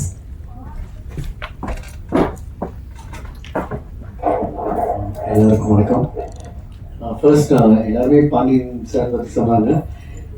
இன்ஃபேக்ட் நாங்கள் வந்து இதுக்கு முன்னாடி படம் ஆரம்பிக்கிறதுக்கு முன்னாடி எனக்கு படத்தை பற்றி சிவா வந்து ஒரு அவுட்லைன் சொல்லியிருந்தாரு. பட் ஆனால் சிவா அவர் சொன்னதை விட ரொம்ப எக்ஸைட்டிங்காக எனக்கு இந்த ஸ்கிரிப்ட் லைனை வந்து பாண்டியன் அவர் தான் நரேட் பண்ணார். ஸோ அது மாதிரி ஒரு ப்ரொடியூசர் வந்து ஒவ்வொரு ஸ்டேஜ்லேயும் கிட்டத்தட்ட ஒரு கோ டைரக்டர் மாதிரி கூடவே ட்ராவல் பண்ணி லிரிக்ஸ் செலெக்ஷன்லேருந்து சிங்கர்ஸ்லேருந்து அது அந்த ஒரு இன்புட் வந்து எங்களுக்கு ரொம்ப ஹெல்ப் பண்ணுச்சு. அண்ட் இன்ஃபேக்ட் ஒரு எப்போவுமே பர்செப்ஷன் பார்த்தீங்கன்னா ஒரு கிரியேஷன் சைட்லேருந்து இருக்காது, ஆடியன்ஸ் பெர்ஸ்பெக்டிவ்லேருந்தே இருக்கும். ஸோ அதனால் ஒரு லிரிக் கொடுக்கும் பொழுதே சார் இது எனக்கு புரியுது, இது நல்லா இருக்கு, அங்கே ஆரம்பிச்சு அப்படியே உள்ள வருவார். ஸோ தட் ஹெல்ப் பண்ணுச்சு. அண்ட் அவர் மனதில் எப்படி இருக்குன்னு உண்மையிலே எனக்கு இப்போ அண்டர்ஸ்டாண்ட் பண்ண முடியுது. கண்டிப்பாக ஒவ்வொரு படம் முடியும் பொழுதும் அந்த வெள்ளிக்கிழமை அது ரிலீஸ் ஆகும்போது கொஞ்சம் ஒரு நம்ம மைண்ட் செட் வச்சு நமக்கு தெரிஞ்சிடலாம், ஓகே இந்த படம் மேலே நம்ம எவ்வளோ கான்ஃபிடன்ஸ் வச்சுருக்கோம், ஓகே ஓடுமா ஓடாதா அப்படிங்கிறது. பட் ஆனால் இப்போ நெக்ஸ்ட் வீக் ரிலீஸ் ஆகுது, கொஞ்சம் ரிலாக்ஸ்டாக இருக்கேன். ஓகே ஏன்னா அப்படின்னா ஓகே தட் மீன்ஸ் படம் நல்லா வந்திருக்கு. And thank you sir. அண்ட் சத்யம் சிவா அவர் கூட பேக் டு பேக் நாங்கள் ஒர்க் பண்ணுறோம். பட் ஆண்டனி சொன்ன பேச நான் பார்த்ததே கிடையாது. ஏன்னா என்கிட்ட எப்பவுமே ரொம்ப சாஃப்டாக பேசுவார். பட் ஆனால் என்னோட இன்ஜினியர் பார்த்துருக்காங்க. ஸோ வெஸ்லி சொல்லுவார், சார் ஐயோ பயங்கர டெரர் அப்படியே இல்லை நான் பார்த்ததே இல்லாமல். பட் ஆனால் இது அவர் சொந்த அவருக்கு வேலை வாங்குறது வந்து அது அவருக்கு ரொம்ப ஸ்மூத்தாக வரும். அவருக்கு என்ன தேவையோ அது அவ்வளோ அழகாக தெளிவாக கன்வே பண்ணுவார். பட் இந்த படம் வந்து ஒரு காம்ப்ளெக்ஸ் என்ன சொல்கிறது ஹெவியான ஒரு சப்ஜெக்டை ஹேண்டில் பண்ணுது. அது நினச்சிருந்தா கொஞ்சம் அப்படியே கான்ட்ரவர்ஷியல் ஜோன்குள்ளேயும் போயிருக்கலாம். பட் அதை ரொம்ப அழகாக ஹேண்டில் பண்ணி இன்னும் லாஸ்ட் வரைக்கும் ஒரு த்ரில்லராக அதை எடுத்திருக்காரு. அண்ட் ரொம்ப நல்லா வந்திருக்கு. And Sasi sir thanks lot sir. Back to back work பண்ணுற அந்த சான்ஸ் கிடைச்சதுக்கு. And I don't know, love you sir. So and எல்லாருமே ஆர்டிஸ்ட் எல்லாருமே ரொம்ப நல்லா பண்ணியிருக்காங்க. அண்ட் சின்ன சின்ன கேரக்டர்ஸ் ஒரு தாத்தா கேரக்டர் ஆகட்டும் எல்லாரும் அண்ட் அஃப்கோர்ஸ் நம்ம ஹீரோயின்லேருந்து எல்லாருமே ஏன்னா அவங்களுக்கு ஏன்னா இந்த படம் வந்து கேரக்டர் ட்ரிவனாக இருக்கும். ஒரு கேரக்டர் மேலே மட்டும் ட்ராவல் பண்ணாமல் எல்லாம் ஒரு மல்டிபிள் கேரக்டர்ஸ் இருப்பாங்க. அந்த இடத்துல இருக்கிற அத்தனை பேரோட இமோஷன்ஸும் ஒரு சின்ன சின்ன ஸ்டோரியை மூவ் பண்ணிக்கிட்டே இருக்கும். அதனால everyone has done a great job. Technician, editing and cinematography. I have to tell சில இடத்துலலாம் எப்படி நீங்கள் கேமரா வச்சிங்க லைட்டிங் வச்சிங்கன்னு எனக்கு புரியல. Because it's a big challenge. நல்லா பண்ணியிருக்கீங்க. And lyrics writers thank you. எங்கள் டீம் என்னோட ஐ எம் ரியலி ஹாப்பி இந்த இடத்துல சாங்ஸ் எப்படி வந்திருக்குன்னு. அண்ட் ஸ்னேகன் சார் இல்லை அவர் சார்பாகவும் தேங்க்யூ. அண்ட் கண்டிப்பாக தியேட்டர் போய் பாருங்க. Hope you like it. Thank you. தனிப்பாளர் பாண்டிய அண்ணா அவர்கள் வந்து நான் முன்னேறதுல அவர் ரொம்ப அவருடைய பங்களிப்பு அதிகம். நான் அசிஸ்டண்டாக ஒர்க் பண்ணேன். அவர் தான் வந்து கோடியில் ஒரு படத்தை எனக்கு வாய்ப்பு பண்ணி கொடுத்தது. அடுத்தது இன்னைக்கு வந்து தயாரிப்பாளர்கள் இருக்காங்க. ரொம்ப சந்தோஷம். இந்த படம் மிகப்பெரிய ஒரு வெற்றி படம் ஆகும். என்றைக்குமே உண்மை கதை தோற்றது கிடையாது. இது ஒரு உண்மை சம்பவம். இந்த சம்பவம் மிகப்பெரிய ஒரு வெற்றி அடையும். ஏன்னா இந்த ஆண்டு வந்து நந்தன் படம் சிறந்த கதை. அதே மாதிரி வர ஆண்டு இந்த படமும் சிறந்த ஒரு கதை, ஏதோ ஒரு அவார்டு, ஏதோ ஒரு விருதுகளை இந்த படம் பெறும். ஏன்னா ஒரு உண்மை சம்பவம். ஏன்னா என் லைஃப்பில் நடந்தது. நாங்கள் தான் ஸ்ரீலங்காவில் வந்தவங்க. அதனால என் லைஃப்பில் நடந்தது. எங்கள் அப்பா அம்மா வந்து ஒரு 50 ஆண்டுகள் இங்கே வந்திருக்கோம். எனக்கு 37 வயசு ஆகுது. ஒரு 50 வருஷம் இருக்கும். அதனால இந்த படம் வந்து மிகப்பெரிய கனெக்டிவிட்டியாக இருந்துச்சு எனக்கு. அந்த மாதிரி வேலையாக பார்க்கும்போது அந்த டனல் ஒன்று சொன்னாங்கல்ல, அது ஒரு டிராயிங் பண்ணி டேரக்டர் காமிச்சிட்டு ஒரு மினியேச்சர் ஃபஸ்ட்டு ஒன்று பண்ணோம். படம் ஆரம்பிக்கிறதுக்கு முன்னாடி இந்த படத்தில் வந்து மினியேச்சர் பண்ணோம். மினியேச்சர் பண்ணி அப்போ சசியை வந்து பார்த்துட்டு அது மேக்கிங்காக எப்படி பண்ணலாம், ஏன்னா செலவும் பண்ணணும். அதனால மிகப்பெரிய ஒரு பிரமாண்டம் இருக்கணும் அதில். ஏன்னா கேமரா வைக்கணும், கேமரா ஒர்க்கிங் பிளேஸ் போடணும். ஏன்னா அவங்க வந்து ஒரு ஸ்டுடியோவில் செட்டு போடலாம். ஆனால் அங்கே செட்டு போடும்போது ஒர்க்கிங் பிளேஸ் பண்ண முடியாது. அதனால அதை எப்படி மேக்கி போகலாம்னு சொல்லிட்டு எல்லாம் சேர்ந்து பேசி அது மிகப்பெரிய ஒரு பிரமாண்டமாக ஒரு விஷயம் பண்ணோம். அதன் பிறகு ஒரு அகதிகள் முகாம் ஒன்று பண்ணோம். அதுவும் அப்படிதான். ஏன்னா அகதிகள் முகாம் வந்து ஒரு லைவாக ஒரு விஷயம் ட்ரை பண்ணணும். எந்த ஒரு விஷயமும் ஆர்டிஃபிஷியலாக தெரிஞ்சிடக்கூடாது. அந்த மாதிரி ரொம்ப கஷ்டப்பட்டு நான் மெனக்கட்டேன். எப்பயுமே இந்த படத்தை அப்படியே மெனக்கட்டேன். நல்லா வந்திருக்கு. விஷுவலாக பார்க்கும்போது நல்லா வந்திருக்கு. சசியந்தன் கூட எனக்கு 3வது படம் நந்தன் படம் ஒர்க் பண்ணேன். நல்ல படம். அது ஒரு உண்மை கதை. தமிழ்நாட்டு அளவில் பேசப்பட்ட படம். அதே மாதிரி நம்ம படம் பேசப்படும். மிகப்பெரிய வெற்றி அடையும். சத்யசிவா சாருக்கு தேங்க்ஸ் சொல்லிக்கிறேன்.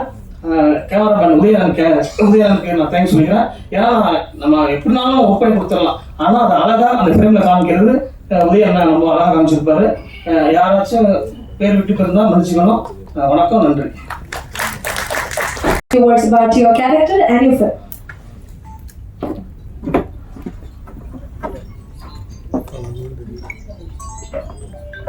எல்லாருக்கும் வணக்கம். ஃபர்ஸ்ட் ஆஃப் ஆல் இங்கே வந்திருக்கிற guest, press and media people எல்லாருக்கும் நன்றி. Thank you for joining us. நான் தமிழ் ஃபிலிம்ஸ் பண்ணிட்டு தான் இருக்கேன். பட் இந்த படம் ஃப்ரீடம்ங்கிற இந்த படம் பண்ணுறது எனக்கு இன்னும் கொஞ்சம் வித்தியாசமாக இருந்துச்சு. பிகாஸ் இதில் என்னோட கேரக்டர் செல்விங்கிற கேரக்டர் வந்து ஸ்ரீலங்கன் தமிழ் பொண்ணு. ஸோ நான் தமிழ் பேசுகிறதே பெரிய விஷயம். அதில் ஸ்ரீலங்கன் தமிழில் பேசி பெர்ஃபார்ம் பண்ணுறது எனக்கு சேலஞ்சிங்காக இருந்துச்சு. அது இல்லாமல் நம்ம டிரெக்டர் வந்து ஷார்ட் அப்போ ஸ்பாட்லேயே வந்து டயலாக்ஸில் கரெக்ஷன்ஸ் கொடுத்துட்டே இருப்பார். ஸோ அது எனக்கு இன்னும் சேலஞ்சிங்காக இருந்துச்சு. என்னை ஃபுல் டைம் பதட்டத்திலே வச்சுருந்தார் அவர். சும்மா சொன்னேன். Actually you very supportive. ஏன்னா நம்ம ஷூட் டைமில் நிறைய விஷயங்கள் நடந்திருக்கு, உங்களுக்கும் தெரியும். அந்த டைமில் எல்லாம் நீங்கள் எனக்கு ரொம்ப சப்போர்ட்டிவாக தான் இருந்தீங்க. Thank you so much. Thank you so much for believing in me. அப்புறம் Sasikumar sir, thank you for being a wonderful co-actor sir. ஒரு வண்டர்ஃபுல் கோ-ஆக்டர் மட்டும் இல்லை, அவர் ஒரு வண்டர்ஃபுல் ஹியூமன் பீயிங் கூட. பிகாஸ் எனக்கு நம்ம மூணாவது ஷூட் பிளான் பண்ணப்போ ஒரு 3 days ஷூட், ஒரு சாங் சீக்வன்ஸ் அங்கே பிளான் பண்ணியிருந்தோம். ஸோ ஃபுல் டீம் மூணாரில் வந்து ஷூட்டுக்கு ரெடியாக இருந்தோம். அண்ட் ஷூட் அன்னைக்கு காலையில் நான் எழுந்திரிச்சு பார்த்தா எனக்கு மீசில்ஸ் வந்துருச்சு. பட் அப்போ அது மீசில்ஸ்ன்னு எனக்கு தெரியல, சிக்கன் பாக்ஸ் மாதிரி. ஸோ அதோட ஒரு லைட்டர் வெர்ஷன். ஸோ நீங்கள் இன்னைக்கு சாங் பார்க்கும்போது உங்களுக்கு தெரிஞ்சிருக்கும், அந்த ஒரு மேரேஜ் சீக்வன்ஸில் என்னோட ஃபேஸில் ஃபுல்லாக அந்த சிக்கன் பாக்ஸ் மாதிரி மார்க்ஸ் இருக்கும். ஸோ எனக்குமே வந்து ஃபுல் டீம் அங்கே மூணாரில் இந்த சாங் ஷூட்டுக்காக மட்டும் வந்திருந்தோம். ஸோ எனக்கு வந்து நான் டீம் கிட்ட இப்போ என்ன சொல்கிறது, ஏன்னா என்னால் ஷூட் நிற்கிற மாதிரி வந்துச்சுன்னா அது ப்ரொடக்ஷன் வைஸாக இருந்தாலும் பெரிய லோ. ஸோ நான் இது எப்படி சொல்கிறதுன்னு பயந்துகிட்டே இருந்தேன். பட் நான் வேறு வழி இல்லை. ஸோ நான் டீமுக்கு இன்ஃபார்ம் பண்ணிட்டேன். ஸோ அப்போ அவங்களுக்குமே வந்து கன்ஃபியூஷன் இருந்துச்சு, என்ன பண்ணுறது. ஷூட் பிளான் எல்லாமே செட், எல்லாமே ரெடியாக இருக்காங்க, எல்லாருமே ரெடியாக இருக்காங்க, நான் மட்டும்தான் எனக்கு இப்படி ஒரு சிச்சுவேஷன். ஸோ என்ன பண்ணுறதுன்னு அவங்களுக்கும் கன்ஃபியூஷன் இருந்துச்சு. பட் அன்னைக்கு எனக்கு சசிகுமார் சார் தான் என்கிட்ட வந்து, நீ இப்போ ஃபஸ்ட்டு நீ ஹாஸ்பிட்டல் போய் என்னென்னு பாரு and then take good rest அப்படின்னு சொல்லிட்டு என்னை வந்து நான் பதட்டத்தில் இருந்து என்ன வந்து காம் பண்ணது வந்து அவரோட அந்த ஜெஸ்டர் தான். So thank you so much sir. அப்புறம் இந்த படத்தில் இருக்கிற எல்லா கோ-ஆக்டர்ஸ், நடிச்சிருக்கிற எல்லா கோ-ஆக்டர்ஸுக்கும் நான் நன்றி சொல்லணும். ஸ்பெஷலி எங்களுக்கு இந்த ஸ்ரீலங்கன் தமிழ் சொல்லி கொடுத்த பாட்டி இருக்காங்க. ஸோ நான் பாட்டின்னு தான் கூப்பிடுறதுனால தான் பாட்டின்னு சொல்கிறாங்க, அங்கே இருக்காங்க. ஸோ தேங்க்யூ ஸோ மச் அம்மா. என்னோட ஸ்கிரிப்ட், எல்லாரோடைய ஸ்கிரிப்ட் பார்த்தீங்கன்னா அது தமிழில் தான் இருக்கும். ஸோ டெய்லி காலையில் வந்து அதை ஸ்ரீலங்கன் தமிழில் மாற்றி அதை எனக்கு வந்து சொல்லி கொடுத்து என்னோட ப்ரொனன்சியேஷன் எல்லாத்தையும் கரெக்ட் பண்ணி என்னை பேச வச்சது அவங்க தான். So thank you so much. And இந்த டீமில் எல்லாருக்கும் தெரிஞ்ச மாதிரியே சினிமான்றது ஒரு டீம் எஃபர்ட், ஒரு டீம் ஒர்க் தான். ஸோ இந்த படத்தில் ஒர்க் பண்ணியிருக்கிற எல்லா டெக்னீஷியன்ஸுக்கும் நான் நன்றி சொல்கிறேன். Thank you so much. நிஜமா நீங்க பேசும்போது சொன்னீங்க எனக்கு தமிழ்ல பேசுறது கொஞ்சம் கஷ்டம் அப்படின்னு. ஆனா உங்களோட என்டையர் ஸ்பீச் தமிழ்ல மட்டும்தான் இருந்திருக்கு, இங்கிலீஷ் கூட பெருசா நீங்க யூஸ் பண்ணல. ரொம்ப அழகாக இருந்தது அது கேட்கறதுக்கு. மீண்டும் உங்களுக்கு ஒரு பெரிய வாழ்த்துக்கள். Thank you so much. அடுத்ததாக இந்த விழாவுக்காக வந்திருக்கக்கூடிய ஆர்.கே. செல்வமணி சார், ஒரு எழுத்தாளர், ஒரு தயாரிப்பாளர், ஒரு இயக்குனர், இதெல்லாம் தாண்டி இன்னைக்கு ஒரு ட்ரெய்லர் டீசர் எல்லாமே பார்த்திருக்காரு. இந்த படத்தை பத்தி அவர் என்ன சொல்ல இருக்காருன்னு கேட்க நாங்க ரொம்ப ரொம்ப ஆர்வமாக இருக்கோம். ஸோ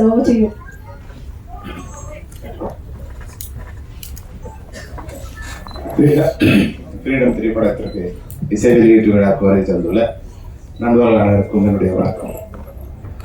உண்மையாகவே இந்த ட்ரெய்லர் பார்க்கும்போது ஒரு ஃப்ரெஷ்ஷாக ஒரு படத்தை பார்க்காம இருந்தது. ரொம்ப நாளுக்கு அப்புறம் ஒரு உண்மை சம்பவத்தின் அடிப்படையில் இந்த கதையை பார்க்கும்போது தமிழ் சினிமாவுக்கு ஒரு புதிய வரலாறு அந்த திரைப்படம் எனக்கு இருந்தது. இந்த திரைப்படத்தோட தயாரிப்பாளர் எனக்கு வந்து மிக நெருங்கிய நண்பர். என்னோட வீட்டில் ஒரு ஆஃபீஸ் வாடகை இருக்கும்போது அதனுடைய படத்தோட தயாரிப்பு நிர்வாகியாக இருந்தார். சாதாரணமாக அவர்கிட்ட பேசிகிட்டு இருக்கோம். இப்போ சினிமாவை பற்றி ரொம்ப நேசமாக இப்போ ஸ்டேஜில் பேசினார் இல்லையா, அது மாதிரி அந்த உள்ளன்போட உண்மையாகவே எப்பவும் பேசுவார். அப்போ ஒரு நாள் சொன்னார், சார் இது மாதிரி நான் ஒரு படம் பண்ண போகிறேன். அப்படியா, ஏன்னா இப்போ பெரிய பெரிய ப்ரொடக்ஷன்ஸே படம் பண்ண தடுமாறிட்டு இருக்கும்போது எப்படி பாண்டியன் நீங்கள் ஆரம்பிக்க போகிறீங்கன்னா, இல்லை சார் சசி ஹெல்ப் பண்ணுறேன்னு சொன்னார். சிவா ஒரு கதை சொன்னார்னு சொன்னார். இந்த கதை எனக்கு படம் ஆரம்பிக்கிறதுக்கு முன்னாடி என்கிட்ட சொன்னார். நான் ஒரு படத்தை டைரக்ட் பண்ணணும்னு நினைச்ச சில படங்கள்ல இந்த படம் சிவா இந்த படத்தை கதையை சொல்லும்போது இந்த படத்தை நான் டைரக்ட் பண்ணணும் அப்படின்னு நினைச்சேன். ஏன்னா எனக்கு ரொம்ப நெருங்கிய ஒரு படமா இருந்தது.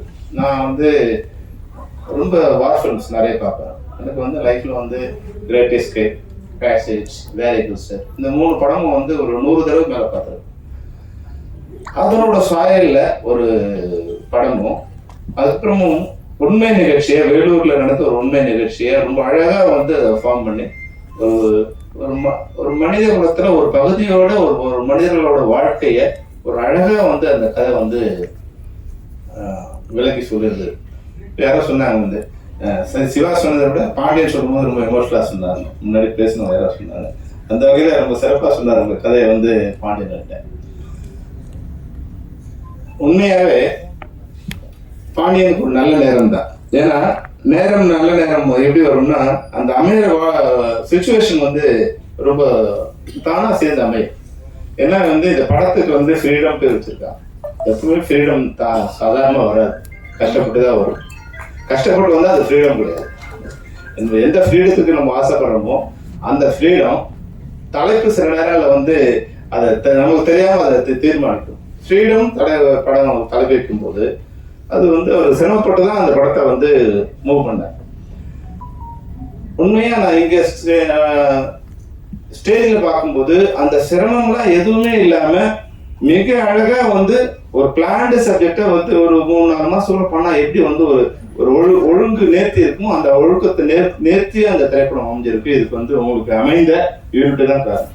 அது டைரக்டர் சிவாவா இருக்கட்டும், இல்லை வந்து கேமராமேனாக இருக்கட்டும், இல்லை ஆர்ட் டைரக்டராக இருக்கட்டும், அவங்கெல்லாம் வந்து ஏதோ ஒரு வகையில் இந்த படத்தோட வந்து அட்டாச் ஆகிருக்காங்க.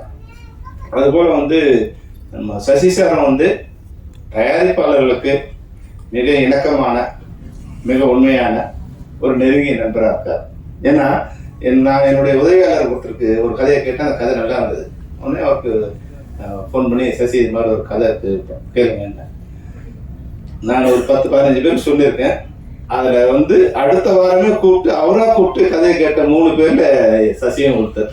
ஏன்னா நடிகர்கள் வந்து நம்ம சொன்ன உடனே கேட்கணும் இல்லை, அந்த கதையை கேட்டு சார் நல்லா இருக்கு நான் பண்றேன், இது சின்ன கரெக்ஷன் சார் பண்றேன்னு சொல்லியிருந்தார். அந்த வகையில ஒரு உண்மையான ஒரு மனிதரா, தயாரிப்பாளர்களுக்கு உதவக்கூடிய மனிதரா. அப்புறம் பட்ஜெட் போடும்போது ஒரு விஷயம் அப்போ அந்த தயாரிப்பாளர் சொன்னார், எப்படி அடுத்த படம் எப்படி பண்ணீங்க ராஜா கேட்கும்போது சொன்னார், இல்லை சார் சசி நானும் வந்து ஒரு அண்டர்ஸ்டாண்டிங்க பண்றோம். அது உண்மையாவே சசியை போல எல்லா நடிகர்களும் பண்ணோம். அது என்ன பண்ணாங்கன்னா, இன்னைக்கு பாருங்க, இன்னைக்கு வந்து திரைப்படங்கள் வந்து முன்னாடி வந்து ஒரு படம் ஃபர்ஸ்ட் காப்பி ரெடி ஆயிடுச்சுன்னா அது படம் ரிலீஸ் ஆயிடும். ஃபர்ஸ்ட் காப்பி வரைக்கும் தான் தயாரிப்பாளர் கஷ்டம். எப்படியாவது ஃபர்ஸ்ட் காப்பி ரெடி பண்ணிட்டாங்கன்னா அந்த படம் ரிலீஸ் ஆயிடும். ஆனா இன்னைக்கு ஃபர்ஸ்ட் காப்பி பண்றது ஒரு பெரிய விஷயமே இல்லை. அந்த படத்தை ஃபர்ஸ்ட் காப்பி பண்ண பிறகு அதை ரிலீஸ் பண்றது தான் கஷ்டம். முன்னாடி தயாரிப்பாளர் டிசைட் பண்ணாங்க எங்களுடைய படத்தோட ரிலீஸ் எப்போ அப்படின்னு. அப்புறம் ஹீரோஸ் கொஞ்சம் காலங்களில் ரிலீஸ் பண்ணாங்க. அவங்க டிசைட் பண்ணாங்க, சார் என் படம் இப்படி வந்தால் நல்லா இருக்கும், பொங்கலுக்கு வந்தால் நல்லா இருக்கும், தீபாவளி வந்தால் நல்லா இருக்கும், இல்லை சம்மர் வெக்கேஷன் வந்தால் நல்லா இருக்கும் அப்படிங்கிறவங்க டிசைட் பண்ணாங்க.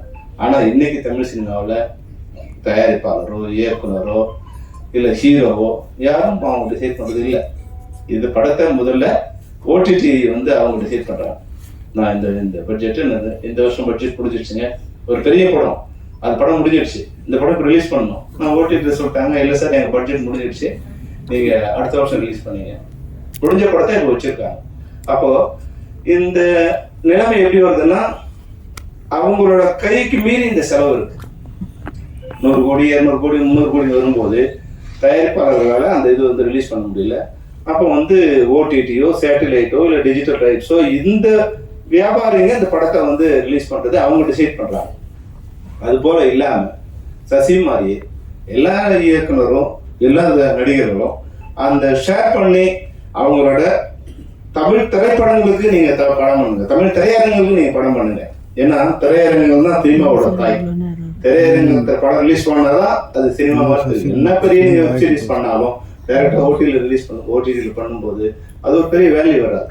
ஆனா திரையரங்குல படம் பார்க்கும்போது அந்த டைரக்டருக்கும் ஒரு பெரிய வேல்யூ கிடைக்கும், ஹீரோக்கும் ஒரு பெரிய மாஸ் கிடைக்கும். இப்ப ஜெய்பீம் படம்லாம் வந்து ஒருவேளை திரையரங்கு ரிலீஸ் பண்ணியிருந்தா அதோட ரீச் சாப்பிட்டா பரம்பரைலாம் திரையரங்கு ரிலீஸ் பண்ணியிருந்தா அதனுடைய வேல்யூ வந்து மிக பிரம்மாண்டமாக இருந்திருக்கும். அதனால முதல்ல வந்து என்னோட வேண்டுகோள் என்னன்னா, இது போன்ற பெரிய பட்டியல பண்றவங்க நீங்க உங்களோட சம்பளத்தை எல்லாம் ஓடிடியும் சேட்டலைட்டும் அது மாதிரி லாபத்துல வச்சுக்கிட்டு தமிழ் திரையரங்குல தமிழ்நாட்டில் இருக்க திரையரங்குல அதுல என்ன சேலபிள் இருக்கும் அந்த சேலபிளுக்கு ஒரு படம் பண்ணீங்க, ரிலீஸ் டேட்டை நீங்களே ஃபிக்ஸ் பண்ணிக்கலாம். அப்போ உங்க பின்னாடி ஓடிடியும் சேட்டலைட் வருவாங்க. ஆனா இன்னைக்கு எவ்வளவு பெரிய இயக்குனராக இருந்தாலும் எந்த பெரிய உச்ச நட்சத்திரமா இருந்தாலும் அவங்க எல்லாம் ஓடிடி என்னைக்கு டிசைட் பண்ண சொல்றாங்களோ அன்னைக்கு தான் ரிலீஸ் பண்ண வேண்டிய ஒரு கஷ்டமான ஒரு துர்பாகியமான நிலைமை இருக்கு. அது மாதிரி இல்லாம சசி மாதிரியே எல்லாருமே வந்து அந்த முறையை ஃபாலோ பண்ணாங்கன்னா இனிமே வந்து தமிழ் படங்களுக்கு வந்து வேல்யூ இருக்கும், ஒரு மரியாதை இருக்கும். நம்ம படத்தை நம்மளே ரிலீஸ் பண்ணலாம். இன்னைக்கு இந்த படம் பார்க்கும்போது நான் ஸ்கிரீன்ல பார்க்கும்போது உண்மையாவே ஒரு கஷ்டப்பட்ட ஒரு சமூகம், ஒரு மனித குலத்துல ஒரு சமூகம் எப்படி தன்னுடைய சுதந்திரத்துக்காக எப்படி போராடுது, அது சுதந்திரம் சொந்த நாட்டில் எப்படி மறுக்கப்படுது, நட்பா வந்த நாட்டில் எப்படி மறுக்கப்படுது. இப்போ நான் வந்து லாஸ்ட் இயர் வந்து ஜனவரி மாதம் வந்து யாழ்ப்பாணம் போயிருந்தேன். போகும்போது அங்கே எல்லாமே இருக்கிற ஒரு 1000 கிலோமீட்டருக்கு நாங்கள் வந்து ஒரு வாரம் வந்து எல்லா இடத்தையும் சுற்றிப்போம், ட்ராவல் பண்ணோம். போகும்போது இந்த முள்ளிவாய்க்காலில் போய் நாங்கள் வந்து ஒரு 2 ஹவர்ஸ் அங்கே அப்படியே நின்றுட்டே இருந்தேன். என்னை கூப்பிட்டு வந்த நண்பருக்கு ஏன் நான் அங்கே நிற்கிறேன்னு தெரியல. ஆனால் நான் அங்கே கண்ண மூடி பார்க்கும்போது அந்த மரண ஓலமும் என் கூடவே வந்து ஒரு 1.5 லட்சம் பேர் அப்படியே டிராவல் பண்றாங்க. அந்த முள்ளிவாய்க்கால் அந்த கடற்கரையிலையும் அந்த கால்வாய்க்கல்லையும் அந்த பனங்கால்கள்லையும் வந்து ஒரு 1.5 லட்சம் பேரோட மரண ஓலம் அப்படி கேட்டே கண்ணை மூடுனா அந்த கண்ணில் நினைவு வர மாதிரியே. அப்போ ஒரு மனித குலத்துல மிகப்பெரிய கொடூரம் நடந்து இன்னைக்கு வந்து நான் போகும்போது ஒரு 15 வருஷம் ஆயிருக்கும். 2024 2009 நடந்த விஷயம். ஒரு 15 வருஷத்துக்கு அப்புறம் மரண அமைதி அப்படியே இருந்தது. ஆனா அந்த மரண ஓலம் கேட்டுட்டே இருக்கு. அதுக்கான நியாயம் இன்னை வரைக்கும் வந்து எந்த புத்தகத்திலையும் கிடைக்கல. அங்கிருந்து வந்த அங்கேயும் வாழ முடியல, அங்கிருந்து வந்த தொப்புள் கொடி உறவுன்னு வாயில சொல்லிக்கிறோம், பேப்பர்ல எழுதுறோம், மேடையில பேசுறோம். ஆனா அங்கிருந்து வர்றவங்களுக்கு என்ன மாதிரியான இங்க நிலைமை இருக்கு, இங்க வேற ஏதோ ஒரு பிரச்சனை நடக்கும்போது என்ன மாதிரியான சூழ்நிலை அவங்கள மாட்டிக்கிறாங்க அப்படின் போது நான் வந்து இது போன்ற ஒரு திரைப்படத்தை எடுக்கும்போது என்னோட லைஃபே வந்து ஏறக்குறைய க்ளோஸ் ஆகிற ஒரு சிச்சுவேஷன் வந்துருச்சு. ஃப்ரீடம்ங்கிறது வந்து இந்தியாவில் ரொம்ப கஷ்டம். இந்தியாவில் திரைப்படங்களை உண்மை சம்பவத்தை எழுதுறது ரொம்ப கஷ்டம். இங்கே நீங்கள் என்ன வேணாலும் போய் சொல்லலாம், என்ன வேணாலும் ஆபாசமாக எடுக்கலாம், எவ்வளோ வந்து கற்பனைகள் சொல்லலாம், மூட நம்பிக்கைகள் சொல்லலாம். ஆனால் உண்மையை சொல்லி படம் எடுக்கிறது ரொம்ப கஷ்டம். உண்மை எல்லாருக்கும் வலிக்கும், எதிர்கட்சிக்கும் வலிக்கும், ஆளும் கட்சிக்கும் வலிக்கும், அதிகார வர்க்கத்துக்கு வலிக்கும், மீடியாவுக்கும் வலிக்கும். அந்த உண்மை வந்து தங்களை சம்மந்தப்படும் போது அந்த உண்மை யாரும் ஏற்றுக்கிறது இல்லை. அப்போ அதுல இருந்து நான் ரொம்ப ஸ்டாப் பண்ணிட்டேன். வேண்டாம், உண்மை கதைகளை எடுத்து நம்ம வாழ்க்கையை இனிமே வந்து நம்ம சிரமப்படுத்திக்குவாங்க. ஆனா இதுல பார்க்கும்போது அடுத்து ஒரு உண்மை கதையை பார்க்கும்போது அதை தொடர்பா இது இந்த சம்பவங்கள் அமைஞ்சிருக்கு பார்க்கும்போது மிக இமோஷனலா இது அந்த சென்சார்ல மாட்டாம எந்த அளவுக்கு வந்து நமக்கு சட்டம் அனுமதிச்சிருக்கோ அந்த அளவுக்கு அந்த உண்மையை சொல்லி அதை வந்து வெளியே கொண்டு வந்திருக்காங்க. உண்மையை வந்து சசிகுமாருக்கும் சத்யசிவாவுக்கும் என்னுடைய நண்பர் பாண்டியனுக்கும் அதில் ஹீரோ நடித்த லிஜோமலுக்கும் படத்தில் காமெடி இருக்கோ இல்லையோ மணிகண்டன் வந்து ஒரு 1/2 ஒரு காமெடி ஷோ நடத்தி போனாரு. சாரி ஆண்டனி மன்னிச்சுக்கணும். ஆண்டனி வந்து ஒரு ஷோ காமெடி ஷோ வந்து அவர் சொல்லும் போது காமெடியா இருந்தது. ஆனா அதுக்கு பின்னால் இருக்க உண்மை எவ்வளவு வந்து அவங்க ரத்தம் செஞ்சிருக்காங்கன்னு தெரியுது. 2-3 தடவை சொல்லிட்டாங்க, சிவா உன்னை பத்தி ரொம்ப நான் சொன்னார், கிள்றது தெரியாம கிள்ளுவாரு, அடிக்கிறது தெரியாம அடிப்பாரு. அந்த அளவுக்கு. ஏன்னா இயக்குநருக்கு வந்து தமிழ் சினிமாவோட சாபம் என்னன்னா இது இன்னும் கொஞ்சம் ஆர்கனைஸ்ட் ஆகல. எல்லா வேலையும் நம்மளே பண்ணணும்.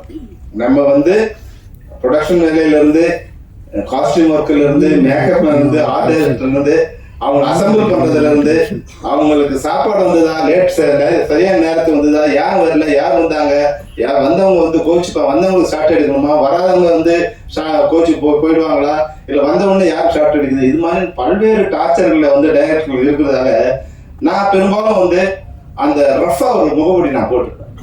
அப்பதான் நம்ம பக்கத்துல யாரும் வரமாட்டாங்க, இல்லைன்னா நம்ம ஷார்ட் எடுத்து கொடுக்க மாட்டாங்க. அவங்க ஆளுங்களுக்கு ஒரு அட்வைஸ் பண்ணிட்டே இருப்பாங்க. இந்த தமிழ் சினிமாவில் டைரக்டருங்கிறது வந்து ரொம்ப கஷ்டமான வேலை. வரவங்கலாம் அட்வைஸ் பண்ணுவான், சார் இந்த ஷார்ட் இப்படி இருந்தால் நல்லா இருக்கும், அப்படி இருந்தால் நல்லா இருக்கும் அப்படின்னு சொல்லுவான். அப்புறம் போன பிறகு அந்த ஹீரோ பக்கத்தில் போய் நின்றுட்டு அங்கேயே வந்து சொல்லுவான். நம்ம பிளான் பண்ணி ஒரு 4 நாள் ஃபைட் எடுக்குது, ஒரு 2 நாள் எடுக்கலான்னு போது ஹீரோ பக்கத்தில் போய் நிற்பான் ஒருத்தர். சார் டேரக்டர் சுத்துறா சார் டேரக்டர் அப்படின்னு வந்து ஹீரோ நான் பார்த்துட்டு வருவார். சொல்லணும், என்னப்பா நீ பிரம்மாண்டமா இருப்பான்னு சொல்லி வந்தா ஏன் ப்ரொடியூசர் சொன்னாரா? நமக்கு தெரியும் இந்த படத்துல எவ்வளோ இந்த ஃபுட்டேஜ் எவ்வளோ வரப்போகுது, இதுக்கு எவ்வளோ நேரம் இருந்தா எவ்வளோ கால்சி டைம் இருந்தா போதும் நமக்கு தெரியும் இல்லையா? ஆனா அவங்க என்ன நினைப்பாங்கன்னா ஏதோ நம்ம சுத்துறோம் அப்படிங்கிற நினைப்பாங்க. அது மாதிரி பல்வேறு விதமான இந்த கூட எல்லாருக்கும் ஒரு கூட 2 பேர் வருவாங்க. அவங்க வந்து படத்துக்கு எந்த விதத்திலும் உதவியா இருக்க மாட்டாங்க, எல்லாம் உபத்திரமா இருப்பாங்க. அது ஹீரோ கூட 2 பேர் வருவாங்க, ஹீரோயின் கூட 2 பேர் வருவாங்க. நாசம் பண்ணிடுவாங்க நம்மள. அங்க போய் நின்று சார் அவங்களுக்கு 2 ஷார்ட் எக்ஸ்ட்ரா எடுத்துட்டாங்க சார். அவருக்கு பண்ணல சார் நேற்று நைட்டு அவர் ஒரு டபுள் ஆக்ஷன் ஹீரோ வச்சு படம் எடுத்தா நம்ம சேர்த்தோம். அது பெரிய ஹீரோவா இருந்தாலும் சரி, சின்ன ஹீரோவா இருந்தாலும் சரி சேர்த்தோம். அது மாதிரி டபுள் ஹீரோயின் போட்டு படம் எடுத்தாலும் படம் முடிகிற வரைக்கும் நம்ம வாழ்க்கையில ஆயுசு முடிஞ்சு போகும். அவங்க காஸ்டியூம் நல்லா இருந்துச்சு, நம்ம போய் கடையில எடுக்க போறது கிடையாது, காஸ்டியூம் எழுதி எடுத்துட்டு வருவோம். அந்த கலர் கொஞ்சம் பிரைட்டா இருக்கும். இன்னும் இங்க காஸ்டியூமர் சொல்லுவோம், அம்மா பாத்தீங்களா ஒண்ணு அவங்க கோச்சிட்டு உட்காந்துருப்பாங்க. ஏன் கோச்சிட்டாங்கன்னு தெரியாது, கோச்சிட்டாங்கன்னு தெரியாது. அப்ப அவங்கள போய் சரி பண்ணி கூப்பிட்டு வரணும். இதெல்லாம் வந்து டைரக்டருக்கு ஒரு டார்ச்சரான இது இருக்கும். அப்ப இதையெல்லாம் சமாளிக்கிறதுக்கு பெரும்பாலும் டைரக்டர் என்ன பண்ணுவாங்கன்னா ஒரு ரஃபா இருக்கிற மாதிரி அந்த நேரத்துல வந்து கொஞ்சம் வல்கரா பேசுறதோ இல்ல சத்தமா பேசுறதோ அப்படி வந்துச்சுன்னா பக்கத்துல வர கத்துவான், அவன் ஒரு கத்துவான் அவங்கள்ட்ட விட்டுருவா அப்படின்னு சொல்லி நம்மள கொஞ்சம் ஃப்ரீடமா விடுவாங்க. அது மாதிரியான ஒரு கோர்வையா தான் சிவாவுக்கு இருக்குன்னு நினைக்கிறேன். ஏன்னா சிவா பார்க்கும்போது ரொம்ப ஸ்மூத்தான ஒரு நண்பராக தான் இருக்காரு. அந்த வகையில இந்த படம் உண்மையே ஒரு சிறந்த படம். அதான் பத்திரிகையாளர்களுக்கும் இணையர்களுக்கும் நண்பர்களுக்கும் ஒரு வேண்டுகோள் என்னன்னா, இப்ப எல்லாமே முன்னாடி மாதிரி படம் பார்த்து அது பிக்கப் ஆகுது, அந்த இதெல்லாம் இல்லவே இல்லை. நீ படம் பார்த்தோமா அந்த வெள்ளி சனி ஞாயிறோட படம் முடிஞ்சிடும். அதனால நீங்க அதை பத்தியான நல்ல விஷயங்கள் எழுதுறதுக்கு 100 விஷயம் இந்த படம் இப்போ நம்ம ட்ரெய்லர் பார்க்கும்போது சாங்ஸ் பார்க்கும்போது இந்த படத்தை பத்தி எழுதுறதுக்கு நல்ல விஷயங்கள் 100 விஷயங்கள் இருக்குது. அதனால நீங்க இதை பத்தி நல்ல விஷயங்களை எழுதி மைனஸ் இதை வந்து 3 நாள் கழிச்சு எழுதுங்க. எப்படி அதுக்குள்ள பெட்டி வந்து திரும்பி வந்துடும். நீங்க வந்து எங்களுக்கு படம் ஓட யோசிச்சுங்க. நாங்க எதிர்பார்க்கறதே இப்போ வந்து வெள்ளி சனி ஞாயிறு தான். அதுக்கப்புறம் வந்து தேட்டருக்காரங்க தான் படம் ஓடுது தவிர ப்ரொடியூசருக்கு ஓட போறது இல்லை. அதுல ஓடி படம் யாரும் ஷேர் கொடுக்க போறது இல்லை. எங்களுக்கு அந்த 3 நாள் ஓடுனா சரியா போடுங்கிற மாதிரி தான் இன்னைய நிலைமை இருக்கு. அதனால நீங்க ஒரு 3 நாள் வெயிட் பண்ணுங்க. முதல் நாள் 24 hours சொன்னேன். அப்புறம் ஒரு 10 ஃபோன் பண்ணி சொன்னார் ஒரு ப்ரொடியூசர், என்னப்பா நீ 24 மணி நேரம் கழிச்சு போட சொன்னேன். சொன்னதை சொன்னா ஒரு 72 மணி நேரம் கழிச்சு சொல்லிருக்கலாம்ல, அதுக்குள்ள நம்ம முதல்ல தேர்த்திடலாம்ப்பா அப்படின்னு. அதனால உங்களுக்கு ரெக்வஸ்ட் என்னன்னா ஒரு திங்கட்கிழமை உங்களோட ரிவ்யூ போடுங்க. அதுக்கப்புறம் நல்லது கெட்டது பார்த்து அவங்க ஜனங்க பார்க்க வரட்டும். இந்த படத்துல பாண்டியனுக்கு எப்படி ஒரு நல்ல நேரம்னா டூரிஸ்ட் ஹோம் வந்த பிறகு இந்த படம் வருது. அது வந்து பாண்டியனுக்கு வந்து ஒரு ஒரு மிக அதுதான் நல்ல நேரம் சொல்றது. அந்த படத்தோட வெற்றி நிச்சயமா வந்து இது ஒரு புள்ளிங் இருக்கும், ஆடியன்ஸுக்கு வந்து வருது. அது மட்டும் இல்லாம அந்த வெற்றி படத்துக்கு பின்னாடி சசியோட படம் ஒன்று ஓடிச்சு, அடுத்த படம் சசியோட படம் வரும். அது போல இல்லாம எது மாதிரி படம் ஓடிச்சோ அதனோட அடுத்த பாகம் மாதிரி இந்த படம் இருக்கு. டூரிஸ்ட் ஹோமோட படத்தோட தொடர்ச்சி மாதிரி இந்த படம் இருக்கிறதால நிச்சயமா ஒரு மிகப்பெரிய புள்ளிங் இருக்கும். அதனால இது வந்து எல்லாருக்கும் ஃபர்ஸ்ட் நான் மிகப்பெரிய நன்றியை சொல்லிக்கிறேன். ப்ரெசன்ட் மீடியா உங்களுக்கு மெயினாக ரொம்ப நன்றி சொல்லணும். அப்புறம் பார்த்தீங்கன்னா ஃபஸ்ட்டு ஃப்ரீடம். இந்த படத்தை நான் ரொம்ப ஃப்ரீடமாக எடுக்கிறதுக்கு எனக்கு முதல்ல ரொம்ப சப்போர்ட்டாக இருந்தது வந்து என்னோட வீடு, என்னோடய மனைவி, குழந்தைங்க. ஏன்னா அவங்க வந்து என்னை ரொம்ப ஃப்ரீடமாக விட்டதுனால தான் நான் இந்த மாதிரியான ஒரு படம் எடுக்க முடியுது. அதுக்கப்புறம் பார்த்தீங்கன்னா குடும்பம் அப்படின்னு சொன்னால் எங்களுக்கு வந்து எந்த ஒரு சூழ்நிலையிலுமே ரொம்ப சப்போர்ட்டிவாக இருக்கிற என்னுடைய 2 அக்கா, மாமா. அதுக்கப்புறம் இப்போ நான் படத்துக்குள்ளே வரேன். இந்த படத்தில் வந்து எனக்கு வந்து முதல்ல ஃபஸ்ட்டு என் கூட ரொம்ப கனெக்டிவாக இருந்த இந்த படத்தோட கோ டைரக்டர் பிரசாத் அவருக்கு ரொம்ப நன்றி. அப்புறம் வந்து ரெபல் படத்தோட டைரக்டர் நிகேஷ், அவர் என்கிட்ட தான் வந்து அசிஸ்டண்டாக இருந்தார்.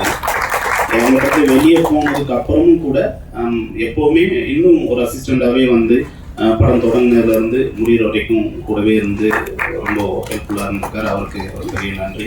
அப்புறம் அசோசியேட் டைரக்டர் சங்கர், அப்புறம் இன்னும் நிறைய பேர் ஒர்க் பண்ணியிருக்காங்க. எல்லாருக்குமே ஃபஸ்ட்டு என்னோட டீமுக்கு வந்து ரொம்ப நன்றி சொல்கிறேன். அப்புறம் நான் வந்து படத்தை பற்றி நானே நிறைய சொல்கிறது அவ்வளோவா நல்லா இருக்காது, அதனால எல்லாருமே சொல்லிட்டாங்க.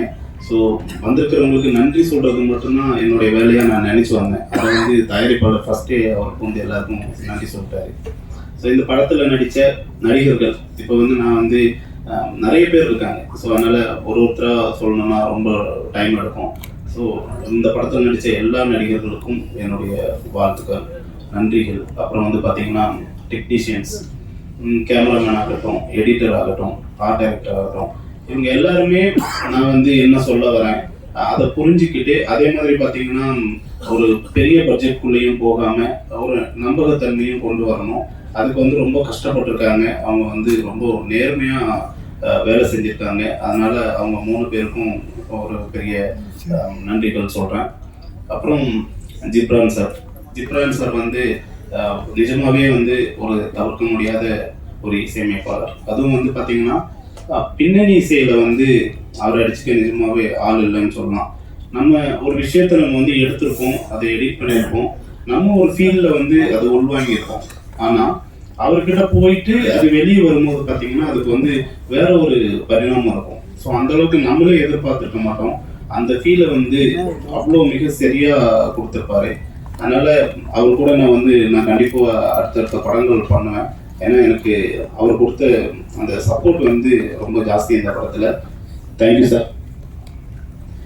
அப்புறம் பார்த்தீங்கன்னா லிஜோமோல், இப்போது சசிகுமார் சாருக்கும் அவங்களுக்கும் ஒரு பெரிய ஒற்றுமை இருக்குது. என்னென்னா ஒருத்தர் நல்லவராக காட்டணும் அப்படின்னா வந்து அவருக்கு ஒரு இது நான் சொல்ல நிறைய பேர் கமெண்ட்ஸாக சொல்கிறது தான், அவங்களுக்கு ஒரு 4-5 சீன் வைக்கணும். ஆனால் சசிகுமார் சாரை காமிச்சா அவரை ஃபஸ்ட்டே அவர் நல்லவர் அப்படின்றது அவருக்கு எந்த ஒரு சீன் வைக்க தேவையில்லை. அதுதான் அதே மாதிரி தான் லிஜோமோல். அதாவது ஒரு பாவப்பட்டவங்க, ஒரு ஏழையானவங்க, ஒரு அனுதாபமானவங்க அப்படின்னா நீங்கள் வேற எந்த ஆர்டிஸ்ட்டை போட்டாலும் அவங்களுக்கு ஆரம்பத்தில் ஒரு கதை சொல்லணும், அவங்களுக்கு நிறைய டீட்டெயில் பண்ணணும். ஆனால் லிஜோமோல் அப்படி இல்லை. அவங்க வந்தால் போதும், ஸோ இவங்க இந்த மாதிரியான ஒரு கேரக்டர் தான் அப்படின்றது ஈஸியாக நமக்கு கனெக்ட் ஆகிடும். இந்த படத்தில் நிஜமாகவே வந்து அவங்க வந்து ஒரு இலங்கை தமிழராக நடிச்சிருக்காங்க. ஸோ மற்ற நடிகர்களுக்கும் அவங்களுக்கும் இதில் ஒரு சின்ன வித்தியாசம் இருக்குது. என்னென்னா எல்லாருமே டயலாக் பேசும்போது தமிழில் பேசி அதுக்கப்புறம் டப்பிங்கில் வந்து ஸ்ரீலங்கன் தமிழில் பேசினாங்க. பட் அவங்க மட்டும்தான் ஸ்பாட்லேயே வந்து அந்த பாட்டி அவங்க கூட உட்காந்து ஒர்க் பண்ணி அவங்க தான் அப்படியே ஃபுல்லாகவே ஸ்பாட்டில் பேசும்போதே வந்து ஒரு ஸ்ரீலங்கன் தமிழ்லேயே பேசுவாங்க. ஸோ அது வந்து டப்பிங் ஆர்டிஸ்ட்டுக்கு வந்து பெரிய சப்போர்ட்டாக இருந்தது. அப்புறம் வந்து பார்த்தீங்கன்னா செல்வமணி சார், அவர் வந்து என்னுடைய முதல் படத்துக்கு வந்தார், அதுக்கப்புறம் இப்போ தான் வந்திருக்காரு. ரொம்ப நன்றி சார். ஒரு இயக்குனரோட ஃபீலிங்கை புரிஞ்சுக்கிட்டு நம்ம ஏன் கோபமாக இருக்கோம், நம்மளை சுற்றி இருக்கிறவங்க நான் என்ன மனசுக்குள்ள நினச்சிருக்கோமோ அதை அப்படியே நீங்கள் சொல்கிறீங்க சார், அதுக்கு ஒரு பெரிய நன்றி. ஏன்னா எல்லாருமே நம்மளை அப்படி தப்பாக நினைப்பாங்க. ஏன்னா அந்த டைமில் அப்படி இருக்கக்கூடிய ஒரு சூழ்நிலை இருக்கும். ஏன்னா நம்ம ஒரு படம் எடுக்கிறோம், அது ஒரு காமெடியான ஒரு படமும் இல்லை, ஒரு உண்மைக்கு நிகரான ஒரு கதையை எடுக்கிறோம் அப்படின்னும் போது அந்த விஷயம் நல்லா வரணுன்றதுக்காக சில பல கோபங்கள் இருக்க தான் செய்யும். ஆண்டனி அந்த மாதிரி ஏதாவது இருந்தால். அப்புறம் இந்த படத்துடைய தயாரிப்பாளர் பாண்டியன், அதாவது ஒரு முதல் படம் பண்ணுறதுக்கு வராரு. அப்போ அவர் நினச்சிருந்தா வந்து எது மாதிரியான கதைகளை வேணால் எடுத்துருக்கலாம். ஏன்னா அவர் வந்து கிட்டத்தட்ட 15 வருஷம் சினிமாவில் ஈபியாக இருக்கார். ஸோ அவருக்கு தெரியாத டைரக்டர்ஸ் இல்லை, அவர் பார்க்காத ஆளுங்க இல்லை. ஆனால் வந்து நான் ஒரு கதை சொல்கிறேன், அது வந்து ஒரு உண்மைக்கு நெருக்கமான ஒரு கதை. இந்த கதையை எடுக்கும்போது ஒரு தயாரிப்பாளராக எடுக்கிறதுக்கு எனக்கு ஈஸியாக இருக்கும். மேபி எனக்கு இதில் நல்ல பேர் வரலாம், ஒரு நல்ல ஒரு ஃபீல் குட்டான படம் அப்படின்னு சொல்லி ஒரு டைரக்டருக்கு நல்ல பேர் வரும், நடிச்சிருக்கிறவங்க எல்லாருக்குமே வந்து நல்ல நேம் வரும். ஆனால் ஒரு ப்ரொடியூசருக்கு பணம் வருமா அப்படின்ற ஒரு கேள்வி வந்து இங்கே இன்னும் இருக்குது. ஏன்னா இங்கே நம்ம இன்னுமே வந்து படம்னா கமர்ஷியலாக இருக்கணும் அப்படி தான் நினச்சி நிறைய பேர் உள்ளே வருவாங்க. ஆனால் வந்து நம்ம இப்போது ஒரு உண்மைக்கு நெருக்கமான ஒரு கதையை சொல்லும் போது அதை ஒரு புரிஞ்சுக்கிட்டு, அதாவது மற்றவங்க பேசும்போது சொல்கிறாங்க பாருங்க, நான் ஒரு கதை சொன்னேன்னா அந்த கதையை அப்படியே உள்வாங்கி என்னை விட நல்லா சொல்லியிருக்காரு எல்லாருக்கும். எனக்கே இந்த விஷயம் இப்போ தான் தெரியுது. அப்போ அவர் வந்து இந்த கதைக்குள்ள நல்ல ஒரு டிராவல் ஆகியிருக்காரு, டிராவல் ஆகி எல்லாருக்கிட்டையுமே சொல்லியிருக்காரு. படம் எடுத்து முடிச்சு பார்த்ததுக்கப்புறம் வந்து அவர் ரொம்ப ஹாப்பி ஆகிட்டாரு. ஸோ அவருக்கு வந்து இந்த விஜய் கணபதி பிக்சர்ஸ் வந்து நாங்கள் தான் வந்து ஒரு பிள்ளையார் சொல்லியாக இருக்கோம். இந்த படத்துக்கு அப்புறம் வந்து அவர் வந்து ஒரு மிகப்பெரிய ப்ரொடியூசராக வரணும், மேலும் நிறைய படங்கள் பண்ணணும் அப்படின்றது வந்து என்னுடைய மிகப்பெரிய ஆசை வந்து. அப்புறம் படத்தில் பிஆர்ஓ சதீஷாக இருக்கட்டும், சதீஷ் வந்து நம்ம ஒரு சில விஷயங்களை எடுத்துகிட்டு போகிறதுக்கு ரொம்ப கஷ்டப்பட தேவையில்லை. ஏன்னா அவருக்கு எல்லா விஷயமே வந்து ரொம்ப ஃபாஸ்ட்டாக கொண்டு போவார், நமக்கு நல்ல சப்போர்ட்டிவாக இருக்கார். அதே மாதிரி ராகவன், அப்புறம் டென் மியூசிக் ஜிதேஷ், இவங்க எல்லாருமே இந்த படத்துக்கு வந்து ஒரு பெரிய சப்போர்ட்டாக இருந்தாங்க அப்படின்னு சொல்லலாம். அப்புறம் எல்லாம் முடிஞ்சு கடைசியாக பார்த்தீங்கன்னா சசிகுமார் சார், அவரை பற்றி நிறைய சொல்கிறதுக்கு ஒன்றுமே இல்லை. இவங்க எல்லாருக்குமே தெரியும், அவர் ஒரு யதார்த்தமானவர், ஒரு எல்லாருக்குமே ஒரு ஹெல்ப் பண்ணுற ஒரு ஆள். அவர்கிட்ட யாருக்கும் தெரியாத ஒரு சில விஷயம் என்ன அப்படி நான் சொல்லணும்னு நினைக்கிறேன் அப்படின்னா, இப்போது ஒருத்தரோட முன்னாடி என்ன நடந்தது, அவங்க யார் எப்படி அப்படின்றத அவர் பார்க்கவே மாட்டார். ஸோ அவருக்கு தேவை இப்போ ப்ரெசண்டாக அவங்க யார் என்ன. ஏன்னா இதுக்கு முன்னாடி அவர் கூட நான் ஒரு படம் பண்ணேன், அந்த படம் சரியாக போகல, ஆனால் உடனே அடுத்த படம். ஸோ இப்போ வந்து பார்த்தீங்கன்னா ஒரு வெற்றி படம் கொடுத்துட்டு அதே கூட்டணி திரும்ப படம் பண்ணும் போதே வந்து நிறைய பேர் அங்கே இருந்து எதுக்கு தேவையில்லை அப்படி சினிமாவில் எவ்வளோ சொல்லுவாங்க. ஆனால் நாங்கள் இதுக்கு முன்னாடி பண்ண படம் வந்து அந்த அளவுக்கு போகல. ஸோ அப்போ அவருக்கு எவ்வளோ கமெண்ட்ஸ் போய் சொல்லியிருப்பாங்க, எவ்வளோ பிரச்சனைகள் இருந்திருக்கும். ஆனால் அவர் வந்து இந்த கதையையும் என்னையும் ரொம்ப நம்பினார், அதுக்கு ரொம்ப நன்றி சார். ஸோ அவ்வளோதாங்க, இந்த படம் வந்து ஜூலை 10 ரிலீஸ் ஆகுது. ஸோ நீங்கள் எல்லாருமே சப்போர்ட் பண்ணுங்கள். இந்த மாதிரி உண்மையாக நடந்த கதைகள் நிறைய இருக்குது, அது வந்து வெளியில் எடுத்துகிட்டு வரும்போது நமக்கு ஒரு புது எக்ஸ்பீரியன்ஸ் இருக்கும், நம்மளால் தெரிஞ்சுக்க முடியும். ஸோ நம்ம வந்து அதை புரியறதுக்கான வாய்ப்புகள் இருக்கும். ஸோ இந்த படம் நல்லா போகும்போது இன்னும் நிறைய உண்மை கதைகள் வெளியே வரும். ஸோ அதுக்கு நீங்கள் எல்லாருமே சப்போர்ட் பண்ணணும்.